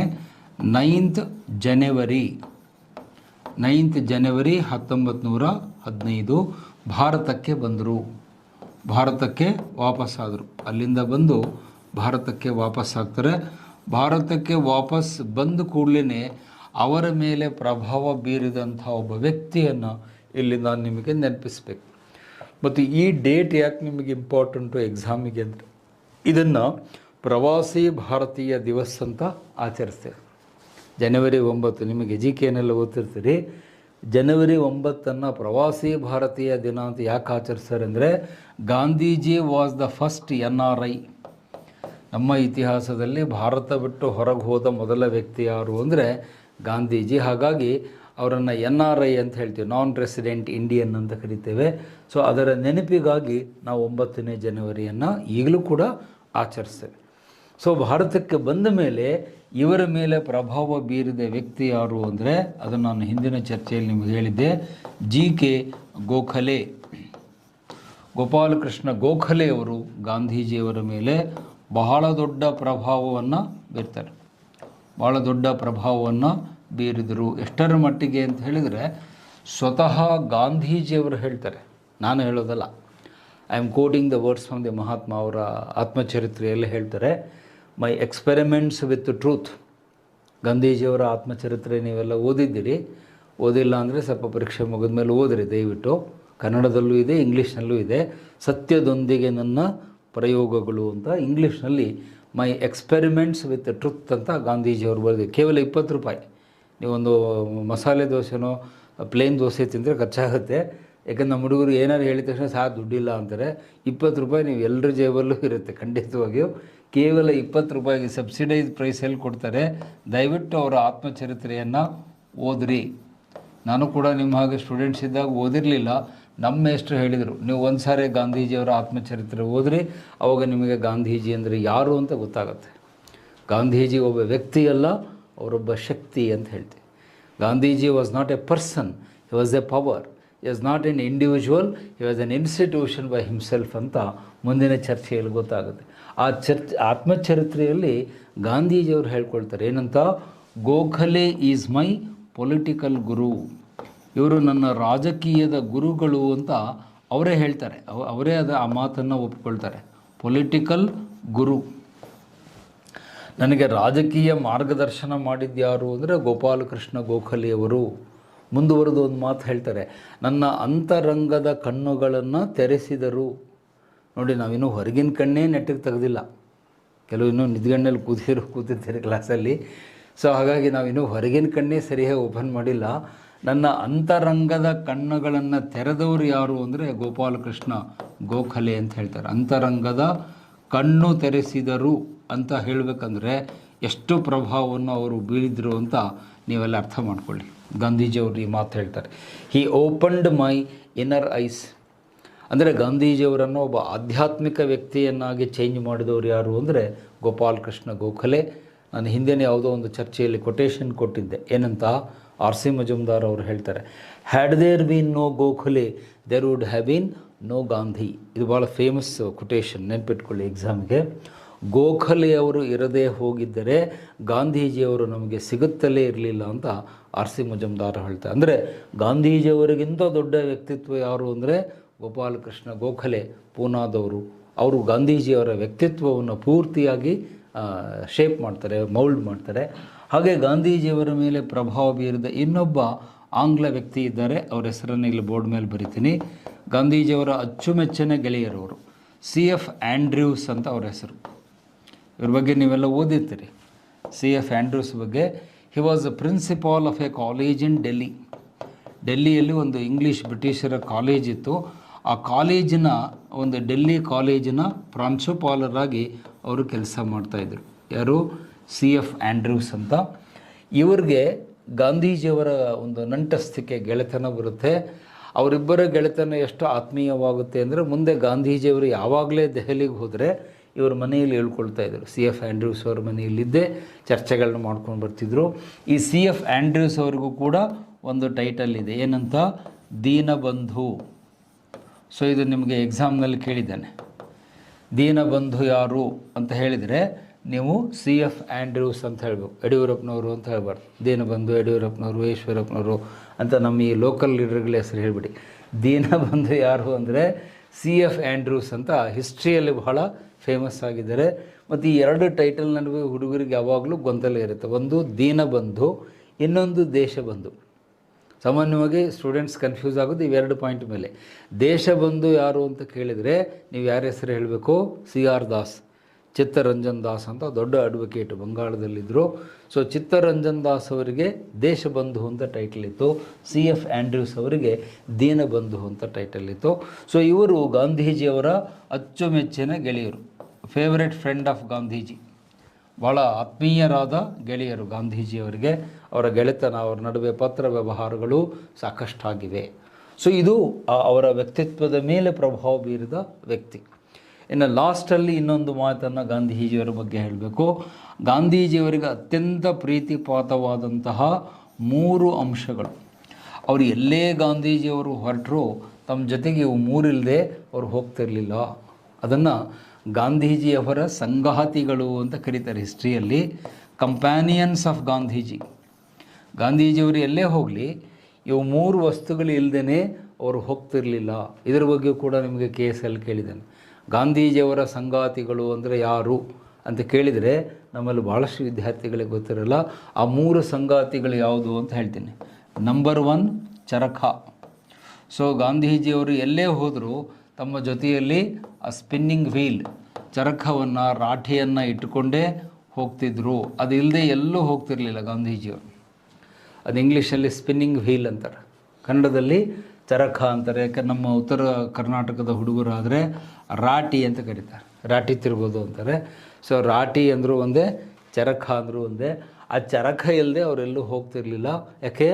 ಅವರಿಗೆ ಅದು ಬರೀ ಅದು ಒಂದು ವಸ್ತುವಾಗಿರಲಿಲ್ಲ, ನಮ್ಮ ಆರ್ಥಿಕ ಸ್ವಾವಲಂಬನೆಯ ಸಂಕೇತ, symbol of economic self Reliance ಅಂತ ಕರಿತೀವಿ. ಚರಕ ಗಾಂಧೀಜಿಯವರಿಗೆ ಅತ್ಯಂತ ಪ್ರಿಯವಾದ ವಸ್ತು. ಇನ್ನು ಎರಡನೇದು ಅವ್ರ ಜೊತೆಯಲ್ಲಿ ಇರ್ತಿದ್ದು ಅಂದರೆ ಭಗವದ್ಗೀತೆ. ಅವರು ಎಲ್ಲೇ ಹೋದರೂ ಕೂಡ ಆ ಭಗವದ್ಗೀತೆಯ ಒಂದು ಪುಸ್ತಕದ ಒಂದು ಪ್ರತಿ ಇಲ್ಲದೇ ಅವರೆಲ್ಲೂ ಗಾಂಧೀಜಿಯವರು ಹೋಗ್ತಿರ್ಲಿಲ್ಲ. ಆ ಭಗವದ್ಗೀತೆಯ ಪುಸ್ತಕ ಇಟ್ಟುಕೊಂಡೇ ಹೋಗ್ತಿದ್ರು. ಒಂದು ಸಣ್ಣ ಪುಸ್ತಕ ಇತ್ತು ಅವ್ರ ಹತ್ರ, ಗಾಂಧೀಜಿಯವ್ರ ಹತ್ರ. ಆ ಗೀತೆಯ ಪುಸ್ತಕ ಇಲ್ಲದೇ ಅವರೆಲ್ಲೂ ಹೋಗ್ತಿರ್ಲಿಲ್ಲ. ಮತ್ತು ಆ ಪುಸ್ತಕವನ್ನು ಗಾಂಧೀಜಿಯವರು ಏನಂತ ಕರಿತಿದ್ರು ಅಂದರೆ ನನ್ನ ತಾಯಿ, ಮೈ ಮದರ್. ಗಾಂಧೀಜಿಯವರು ಯಾವ ಪುಸ್ತಕವನ್ನು ನನ್ನ ತಾಯಿ ಅಂತ ಕರೆದಿದ್ದಾರೆ ಅಂದರೆ ನೀವು ಅದನ್ನು ಆನ್ಸರ್ ಟಿಕ್ ಮಾಡಬೇಕು. ಭಗವದ್ಗೀತೆಯ ಪುಸ್ತಕಕ್ಕೆ ತಾಯಿ ಹೇಗೆ ನಮಗೆ ಮಾರ್ಗದರ್ಶನ ಮಾಡ್ತಾಳೋ ಹಾಗೆ ಭಗವದ್ಗೀತೆ ನಮ್ಮ ಎಲ್ಲ ಸಮಸ್ಯೆಗಳಿಗೆ ಪರಿಹಾರ ಕೊಡುತ್ತೆ. ಗಾಂಧೀಜಿಯವರು ಹೇಳ್ತಾರೆ, ನನ್ನ ಜೀವನದ ಎಲ್ಲ ಸಮಸ್ಯೆಗಳಿಗೆ ಉತ್ತರ ನನಗೆ ಭಗವದ್ಗೀತೆಯಲ್ಲಿ ಸಿಕ್ಕಿದೆ, ಹಾಗಾಗಿ ನಾನು ಅದನ್ನು ಯಾವತ್ತೂ ನನ್ನ ಜೊತೆಯಲ್ಲಿ ಇಟ್ಕೊಳ್ತೀನಿ ಅಂತ ಹೇಳ್ತಿದ್ರು. ಈವನ್ ಎಷ್ಟರ ಮಟ್ಟಿಗೆ ಅಂದರೆ ಅವರು ಲಂಡನ್ನಿಗೆ ಹೋಗ್ತಾರೆ, ಅದು ಮುಂದಿನ ಚರ್ಚೆಯಲ್ಲಿ ಬರುತ್ತೆ. ದುಂಡು ಮೇಜಿನ ಸಭೆಗೆ ಲಂಡನ್ನಿಗೆ ಹೋದಾಗೂ ಕೂಡ ಭಗವದ್ಗೀತೆ ಪುಸ್ತಕವನ್ನು ಕೈಯಲ್ಲಿ ಹಿಡ್ಕೊಂಡೇ ಇಂಗ್ಲೆಂಡಿನ ರಾಣಿಯನ್ನು ಅವರು ಭೇಟಿಯಾಗ್ತಾರೆ. ಅಷ್ಟರ ಮಟ್ಟಿಗೆ ಅವರಿಗೆ ಅದರ ಮೇಲೆ ಶ್ರದ್ಧೆ ಮತ್ತು ಗೌರವ ಇತ್ತು. ಇನ್ನು ಮೂರನೇದು, ಒಂದು ಚಿಕ್ಕ ಗಡಿಯಾರವನ್ನು ಅವರು ತಮ್ಮ ಜೊತೆಯಲ್ಲಿ ಇಟ್ಕೊಂಡು ಹೋಗ್ತಿದ್ರು. ಎಲ್ಲೇ ಹೋಗಲಿ ನೀವು ಗಾಂಧೀಜಿಯವರ ಫೋಟೋಗಳನ್ನು ನೋಡಿರಿ, ಹಳೆಯ ಪುಸ್ತಕಗಳಲ್ಲಿ ಚಿಕ್ಕ ಗಡಿಯಾರ, ದೊಡ್ಡದಲ್ಲ, ಒಂದು ಸಣ್ಣ ಗಡಿಯಾರ, ಕೈ ಕಟ್ಕೊಳ್ಳೋದಲ್ಲ, ಸೊಂಟಕ್ಕೆ ಕಟ್ಕೊಳ್ಳೋದು, ಅದನ್ನು ವೇಸ್ಟ್ ಕ್ಲಾಕ್ ಅಂತ ಕರೀತಾರೆ.